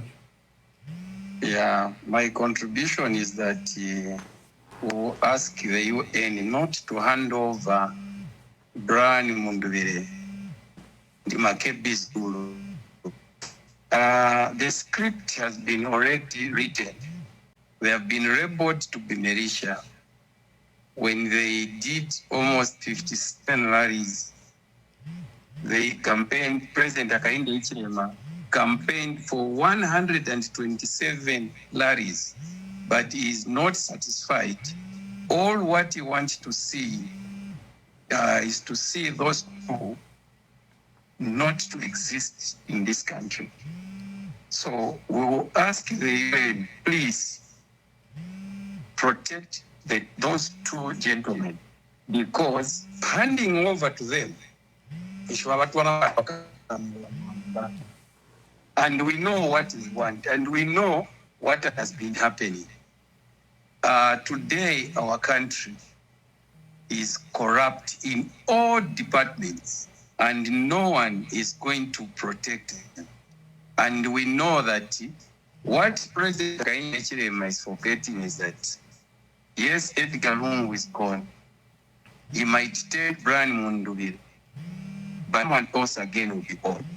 So for how long is he going to treat people like that? So the best is that Zambians, like other callers have said, this battle is stand up. Where we walk in 03 to vote for Brian Mundubile and the Makebi Zulu. This is the time again we should stand up in a peaceful protest. We want to save our brothers. President Hakainde, go back to democracy. After 35 years of being democratic, we have gone back to one participatory democracy. And this is what is happening. So even the church, those church bishops and so forth, they are going to play a role of pirate where they want to hand over our two men who was fought, who wanted to set the battle. Because when you look at from 1964 to date, 7 is a completion. And we wanted to reset the baton by electing Brian Mundubile so that we continue with democracy. But President Hakainde Hichilema, he has refused. He's refusing by using the soldiers, police, the courts. Everything is corrupt. Even if they have opened the courts today, they are just trying to play a game. And we know the last 5 years that President Hakainde Hichilema, he has preached the constitution many times. So who is going to believe him? Even UN should not believe. They know that this man, he doesn't mean well for this country. Thank you very much. Hello, caller. Please tell us your name and where you are calling us from and make your contribution.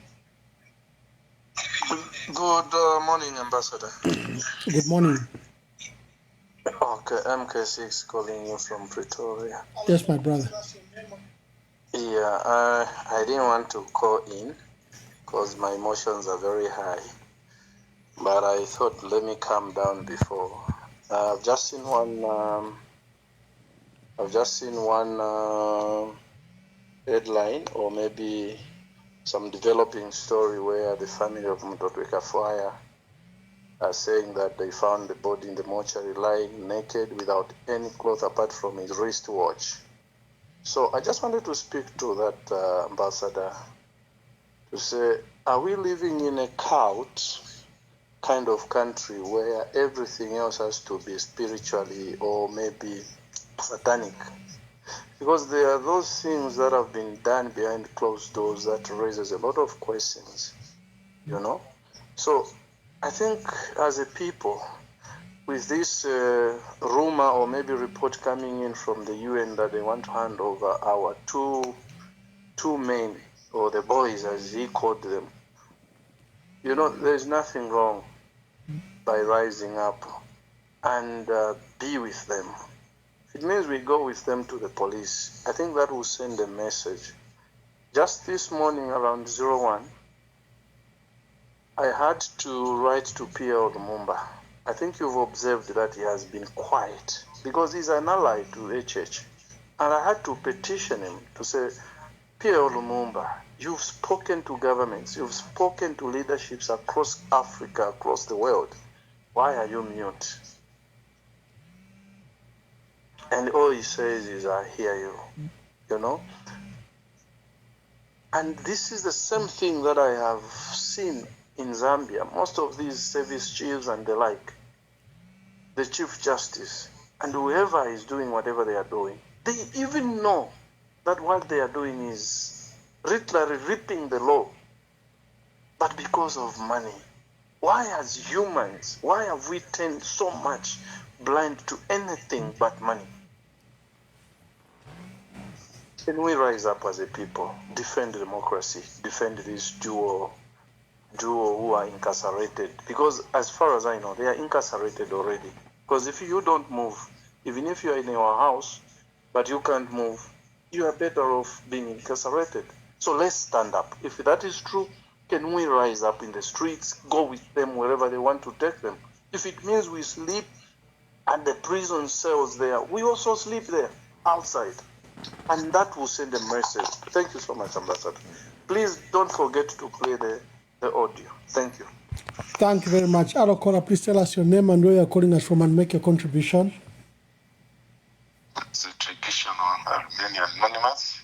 Yes, Anonymous, make your contribution.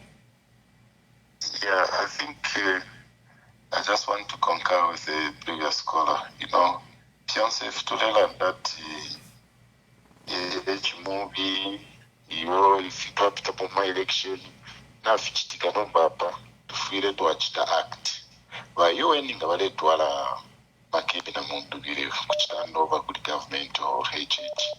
Now, if we have to rise, because the issue we are going to play and the Peter Mumbai night. Kumana pa post office, we just agree as we are calling a papene. Kumana pa post office in Animairo and Nile, which Rufia, because Ula la Fiala to Palafim now. Bamuala Rusa.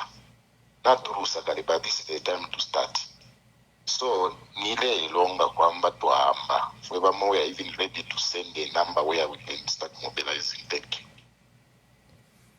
Thank you very much. Hello, caller. Please tell us your name and where you are calling us from and make your contribution. Nikukoba Beauty, Anonymous. Yes, Anonymous. Mkwa, inataka kulanda kufende, but chavi pasana.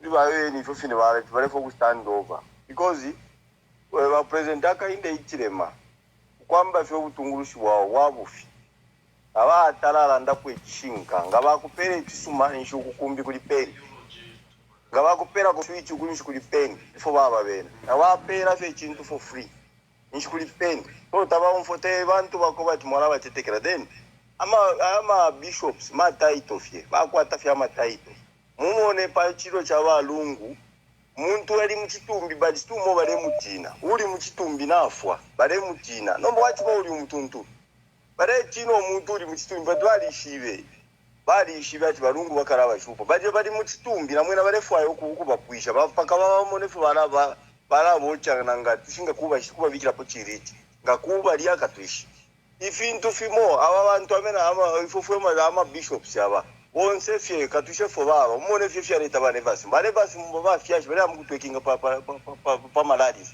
bantu abatuntu bose bale pita kumba lino kuikala kabungwe konze kamukeni echo bale fo yakukwisha opposition tapali no wakulanda kuna ngufye ubu nabeshwe ati mubena Mundubile yose idia loyalty ayipali balungu ili pawe na Mundubile na banani kana na makebizu so naba kwatali amano nabeshora mu kingdom of darkness nabeshibati aba ever sindire right ya dipali balungu so mu kingdom of darkness nabeshibati ngatwashimya abani twashimya right abonse ni bakuwe bakarabani bakuwe bakebye ni bakuwe ekibe minine mu rubuto ngura iminine banani kale nombo baende so nabeshibashonse so our prayer yakwabati lekeni ifwede so mwine afikirishe because uyure jiringa naba nielo dini falao uwe foko na ora leonse icho lesale ini ba falao ni ntungurushisha abusha mbai bosho twale mfafu mbai tuisho tuverenga lero nishi ntungurusha ama pastors zo twale verenga lero twambo kula mu Zambia kwabati abama zama bishops bonse aba bonse ni bamukukuru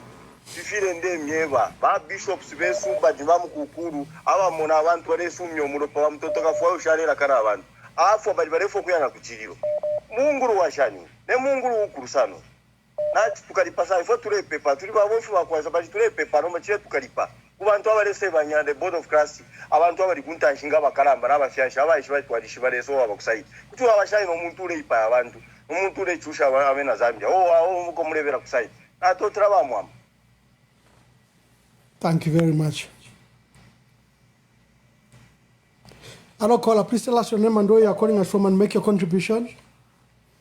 Yes, thank you. My name is Faith Kalenga. I'm calling you from Dallas, Texas, United States. Thank you. Bamwamba. Takuli abantu tuingalanda nabo bakanya ababa UN kutitali lizi ba Mundubile na ba Makebizu. Please, na tuishi omuntu tule dealing anankwe.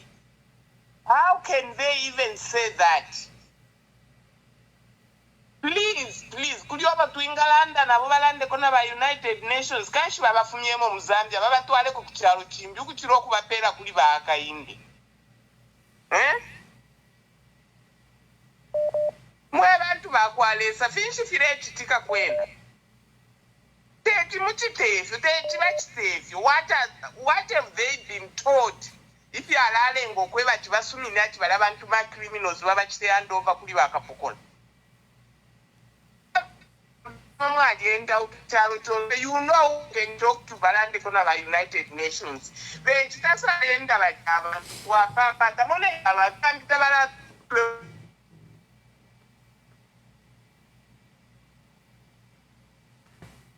our line is cut.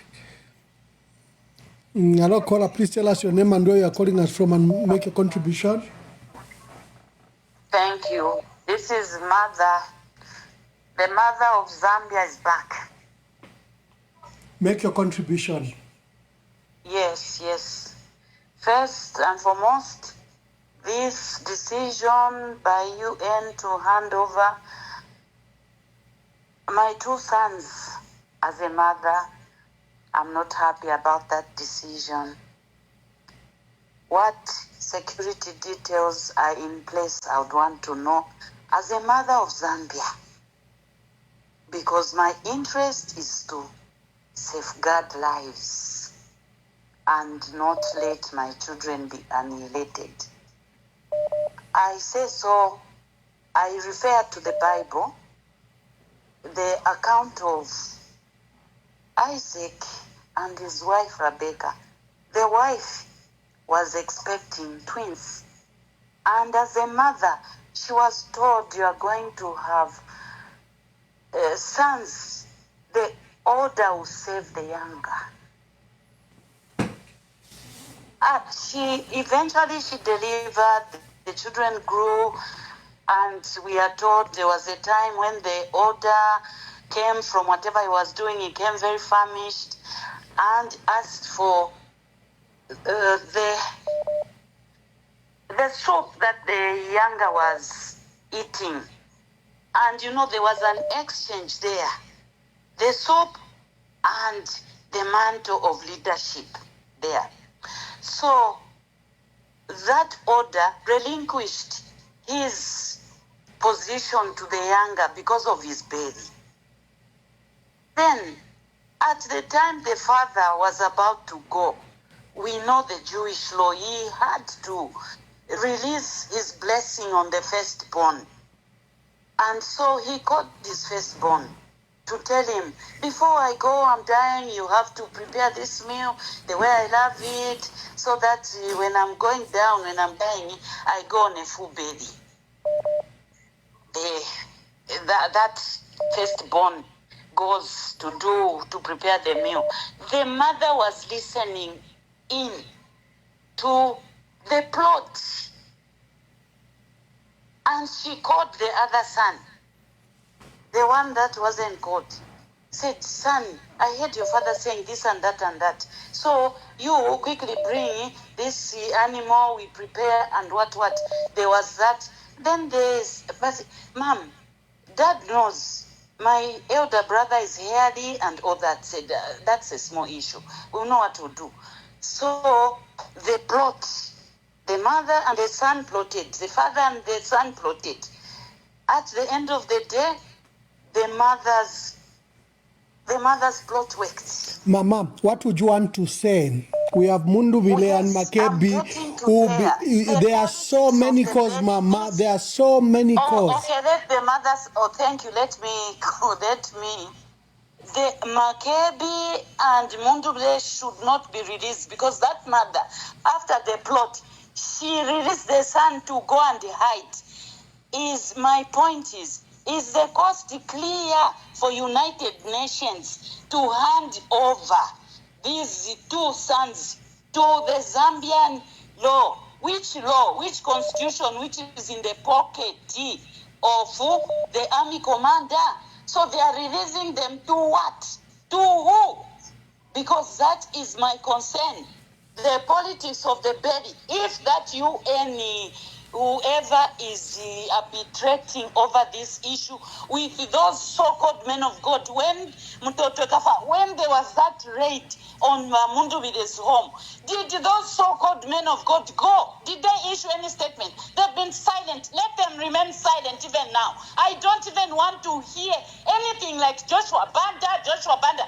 Which God is he representing? Which God is he representing? Because they want us to be annoyed and go out and they start shooting us, so that we become a statistic in Africa, and then the mineral resources that have already been given, they can freely come and take. We are not going in the streets. As a mother, I'm standing before Zambia and God. Thank you, Mama. Thank you. Hello, caller. Please tell us your name and where you're calling us from and make your contribution. Yes, I'm calling from Luapula. Make your contribution. To tell you the truth, yes, people here in Luapula, they are ready. They are ready to go in the street, people in the villages. I've talked to them, even the chiefs. But what we want is just now that people would start demonstrating. Even those in Lusaka, the only way we can save Mundubile and Makebi is to go on the street and demonstrate, surround all these district offices and start demonstrating peacefully and shout for their relief. All those we know Joshua Banda is Nikandile. and the other people. Maybe the only regrettable there is Archbishop Chama, but he also be overpowered. The only way is for us Zambians to go on the street. I have worked in Malawi for 10 years and run institutions in Malawi. And people went on the street. The ordinary people, even the students. This man doesn't need any future for the Zambian church. It's him and his family and his cronies. The only way, let us demonstrate and show him that we are not happy the way we voted. But voting didn't work. Now is we should go in the street and demonstrate. I rest my case. Hello, caller. Please tell us your name and where you're calling us from and make your contribution. Good morning, Mr. Mwamba. Good morning. Yes, my heart is filled with fear. I don't know why by you in Valadekerako Awama boys vase in an because they say no, the church the church has been quiet. From the time Mtotukafaya died, the church has been quiet. The Painefo Vala and Dapo by Kalafezi. What guarantee do we have that Ababiribala are protected by the church and those parties above? It's really sad because really democracy it's like HH is a lock of edges of this country. He has gotten away with so many things.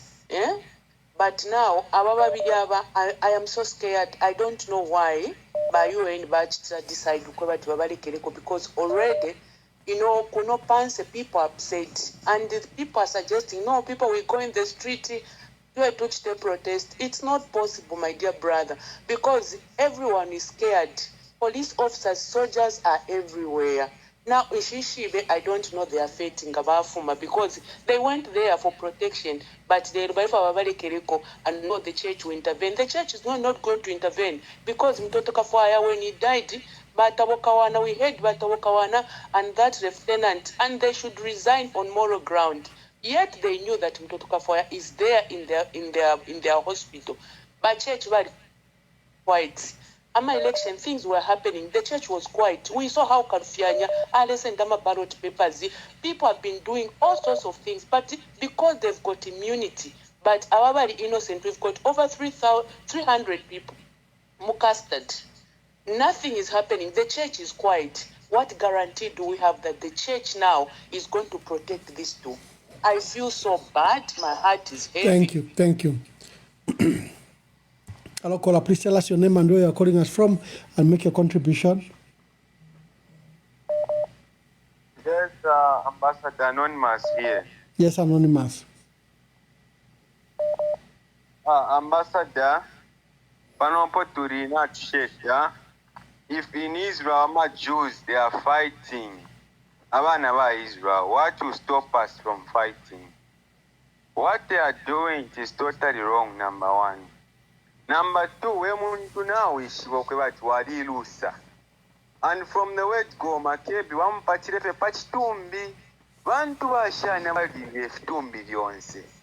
Makebi opa in nefe omulando ba pushing South Africa. I can't lie you.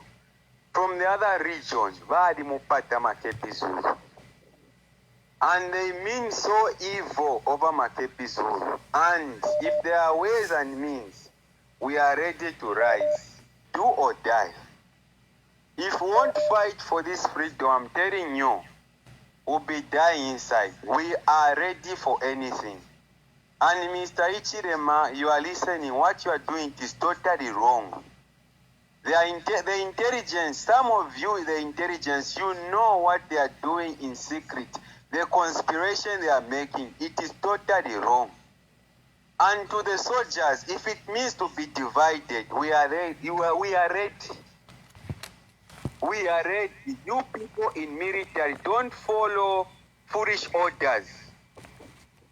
Those are foolish orders that are being given to you. You are trained to defend this country.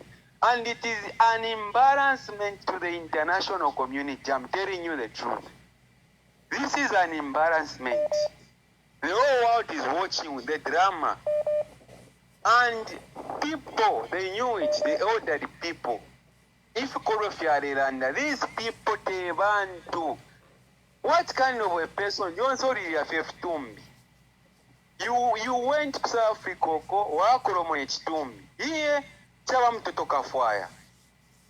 You are refusing that you are not in a Freemason. You are a Freemason.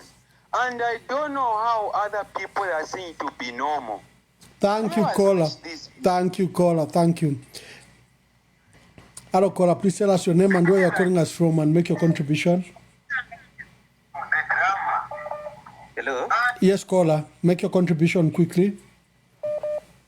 Yes, Mr. Mwamba. I will remain anonymous. Yes. Mr. Mwamba, I don't know by you any what job did they came to do here if they want to release Mr. Makebi Zulu and Brian Mundubile. And two, the issue of the caller who are calling just educating each other without a solution, I don't think ingafire panga sensi. Tend to sang a solution the way we are going to help these people. Number chile muna kwati ba Brian Mundubile na ba Makebi Zulu as if they are only people abo background. The other people they are white. Even if the people they want to protest, we need some leaders who is going to lead those people who are protesting.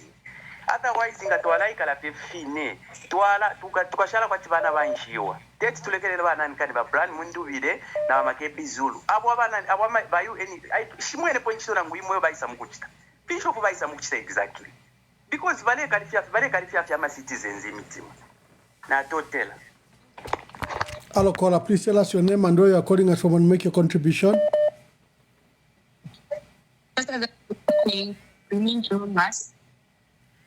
Yes, caller. Make your contribution. Yes, my contribution is those people shouldn't be released. Because if they are saying the church will come on board and will be there, why didn't the church stood up for the people, for the 300, those that were arrested without any charges? And it's up to us now, the Zambians. It's our duty now. We need to fight for our president and our vice president, Honorable Makebi Zulu. We need just to come on board. Let us just organize ourselves to stand for those people because they already did the work. It's now up to us as citizens. We are not that we can stand and go in the street and protest for those people because we already know for them to be released, it's something else. Because if he knew well, he was going to release those people who are in prison for no reason. So for this one to be released, I don't think it's a good idea for them to be handed over to the police. We know what will happen next. Thank you, Ambassador. Thank you very much. Hello, caller. Please tell us your name and where you are calling us from and make your contribution. Yes, Mwabombeni Ramwamba. Mkwai. Let me remain anonymous. Yes, anonymous. Make your contribution. Yes. Looking at time, I've been following you. This is 10:20, whereby we are saying it is these early hours of the morning, whereby the UN is about to hand over our leaders to the police. Maybe the advice can be, or maybe the question I can ask can be, were they taken there by a group of people, by an organization, by anyone else, or did they sneak there as individually? Then why should they accept? If the answer is no, why can they accept to be given in the hands of the people so that they are handed over to the police? So if they went on their own, please let it be advised to them that let them not be handed over in the hands of these church leaders or any other person. Let them just be relinquished. They find their way out from there so that where they will go, they can at least decide with their lawyers on when can they visit the police. I think that should be the advice. Let them not be taken as if a group of people took them there. Hello, caller, please tell us your name and where you're calling us from and make your contribution. Hello, I'm quiet. Okay, I've been listening even yesterday. You know, a lot of people are going, let's come on board, let's come on board. Who is going to initiate the coming on board? But let's mobilize ourselves. No, let's demonstrate. But tapali, who is going to initiate? Because we all want to support, but how? Who's going to initiate? We are not even acting. That is my thought. Thank you. Thank you very much. Colleagues, we'll be winding up the debate. I think we've been at it for the last 3.5 hours, and we will need to go. The story we're running were various stories, but the prominent one is that Honorable Brian Mundubile and Makebi Zulu are expected to be handed over to the state today, to the police. And there's a process. I explained what will happen. The United Nations is based on Ali Kinkata Road. Maybe it has already happened. I don't know. Hello, caller. Please tell us your name and where you're calling. I'm Simon. I'm calling from Lusaka. Yes, Simon. But Wamba, even the Fokulanda coin. Nishi Vayeni, Tapai, everywhere some Kuombamun. But now I'm on a definite sticker, via chicken. I'm election never ended. Then I want to very Pariski, I want to our Makebi Zulu na Branimun. Then you are a kid deco. Mine is she Arabasha. Asha. Akun. So nishi Kristena and Canada solution in Ankane, Wambo Kurandiramwe. Whatever I got protection, better I go from Munuzaro, Wafum Femunumuzaro, because in protected. Thank you very much, caller. Hello, caller. Please tell us your name and where you're calling us from and make your contribution. Good morning, Ambassador. Good morning. Yeah, this is Blaise Zambia on the line. Yes, Blaise, make your contribution. It's a sad development, Ambassador, to see what's happening in our country. This moment, this is the only Zambia that we have, and we have to defend it. Our forefathers left this country for us. And looking at what's happening to our president, Brian Mundubile, and the running mate, Makebi Zulu, is not something that we expected to come from this government. This is a ruthless government. Like I've been saying, that does not mean well for the country. We have seen it all. All these things that they're trying to get us caged, as long as we support Brian Mundubile and Makebi Zulu. They are calling us militias. I'm one of the people that they want so bad. And we are going to defend this country to the end. Because believe me, them releasing the military, the police officers to the streets is to intimidate the people so that we don't come out in numbers to defend the country, to defend our president, Brian Mundubile, and to defend Makebi Zulu. But I can urge all the Zambian people to rise and defend the democracy of this country. We only have one Zambia, one nation. Believe me, if we don't defend right now, we let these guys continue. We have to say goodbye to the democracy of this country. I can assure you, my fellow Zambians, my fellow youths, this is the moment to rise and defend our nation. We let this pass, it's the end of Mother Zambia. It's the end of democracy. I believe the UN, they have reached a moment where I believe we're doing the negotiations. This is the government that does not listen. You remember, Hakainde Hichilema himself had the case to answer in the previous government. He had a treason case, that he was supposed to answer, but he was forgiven. Him is not looking at all those things. He's cold-hearted. He doesn't have a heart. He's not a parent. He doesn't care about any one of you. We have now to defend ourselves. We are on our own. We don't have a father in our country because the president is considered to be a father of the nation. But the president does not realize his role as a statesman. He doesn't realize his role as an elder at church, where he comes from, where he goes. He wants what he wants to happen. May we pray and may we get the strength from our God Almighty so that we can defend our country and so that we can defend our leaders who mean well for the country. Brian Mundubile and Makebi Zulu. It hurts, Ambassador Emmanuel Mwamba.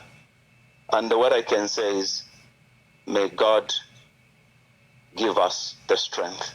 Thank you so much, Ambassador. Thank you very much. That was our last caller, and we have to end the broadcast. For all those calling, thank you very much. And my team, thank you for your endurance. Let me see if any of my members of the team, they are there. Team, we need to say goodbye. You need to rest. I need to rest. All the phones are ringing. I think our people can speak even up to 12 hours. Our people want to air their views. But what is clear is the inaction. People just want to talk and talk, but there's inaction in it. But for us, this platform brings you information. What you do with that information is up to you. Bachanda Kazia, let me start with you, then we end with Augustine. Then I let you go. Thank you so much for your sacrifices. You're welcome, Mama. And it's always a pleasure when you hear from the people, when we sit down here and just listen to what the people are saying. And there's one common theme that I have taken today. Everyone is going, whatever is sad, what is happening to the country. It's almost like that is a starting point. Everyone talking about it is expressing sadness about the state of affairs. And you see, they've spoken about, leaving, not getting President Mundubile Makebi leave the UN building, but we know this might be beyond them. And then they've also talked about the issues to do with how they're looking at the change, this participation. They think that they still will not prevent the violation of President Mundubile and the Vice President Makebi Zulu. There is a fear that the church has a letdown, and they've named the pastors that they don't think that they could be good in this process. So you people that put yourselves up there as church leaders, you have a responsibility to make sure that President Mundubile and the Vice President Makebi Zulu are not harmed. They are not in any way brutalized. We will hold you to account. There is one person who has been a disgrace to faith, and you've seen how people have condemned the actions by one of the most praised, pastors, Pastor Nivas Mumba. Now he is a shadow of himself when we see what he's doing, and unfortunately he's not getting it. Everyone, even if people talk about it, now it's getting to a point where people are annoyed about how he's behaving. Then you see that people have expressed reservations for the UN that they should be able to see if they can hand over. There is a code for the soldiers that, these soldiers that have been used, they've actually, it's a coup d'etat, like we have called it out here. There is also that, they cry that democracy is gone because of the way the people are being treated. And it's difficult to trust the current leadership. And then there is also a call for protest.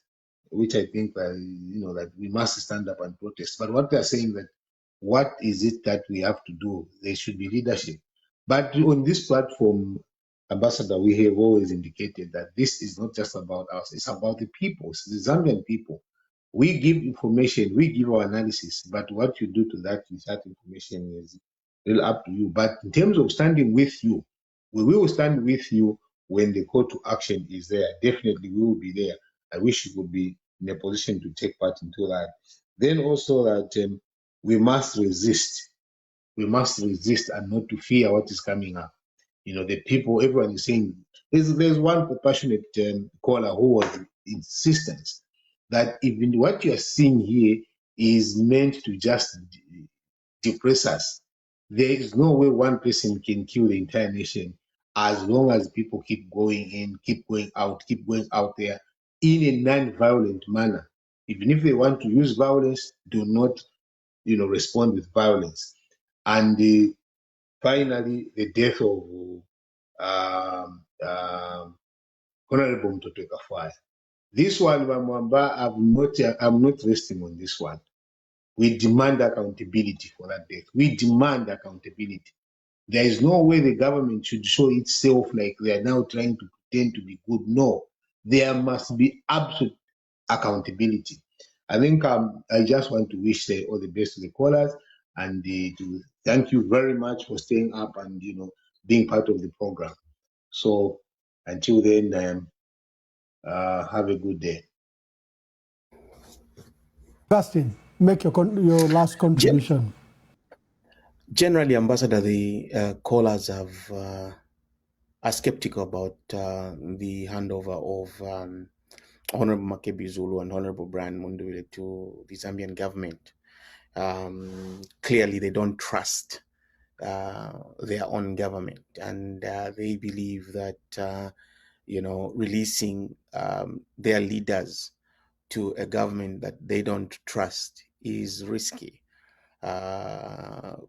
On the sidelines, I was reminded of the incident of Patrice Lumumba being handed over to Kasavubu in the Democratic Republic of Congo in the 1960s by the UN itself. You remember that it is those days and those periods, if we have read our history, that led to the UN Secretary General at the time, Dagama Shot, to perish in the Chichele plantation in Ndola as he was coming from those negotiations. So the issue here is that there is no rule of law in Zambia.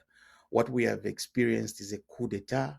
We are in a military state, and therefore subjecting people who ordinarily won this election before an illegitimate government is not in itself good for us as a country. And I think, Ambassador, we have to agree with our people that we cannot trust Mr. Hichilema, because Mr. Hichilema has demonstrated to us he's ready to do anything, including killing. And that is why we have, we are mourning the late Honorable Mtoto Kafwaya, because Honorable Mtoto Kafwaya was brutally murdered at the direction and orders of Mr. Hakainde Hichilema. So surrendering Honorable Brian Mundubile by the UN and Honorable Makebi Zulu to this government, so they are charged with treason and then thrown in prison, such that there is no longer opposition in Zambia or opposition voices, will not be good for our country. And I think we must agree with these people. But one thing is a call to action. Our people must rise. It is their right to demonstrate. It is a constitutional right. Yes, the constitution is currently suspended, although not officially announced, but the constitution is suspended because Mr. Hichilema can close the courts willy-nilly, and the people cannot file a petition to challenge a clearly fraudulent election. But again, the people will be supported. When they rise, it is them to rise and demand their rights to be respected.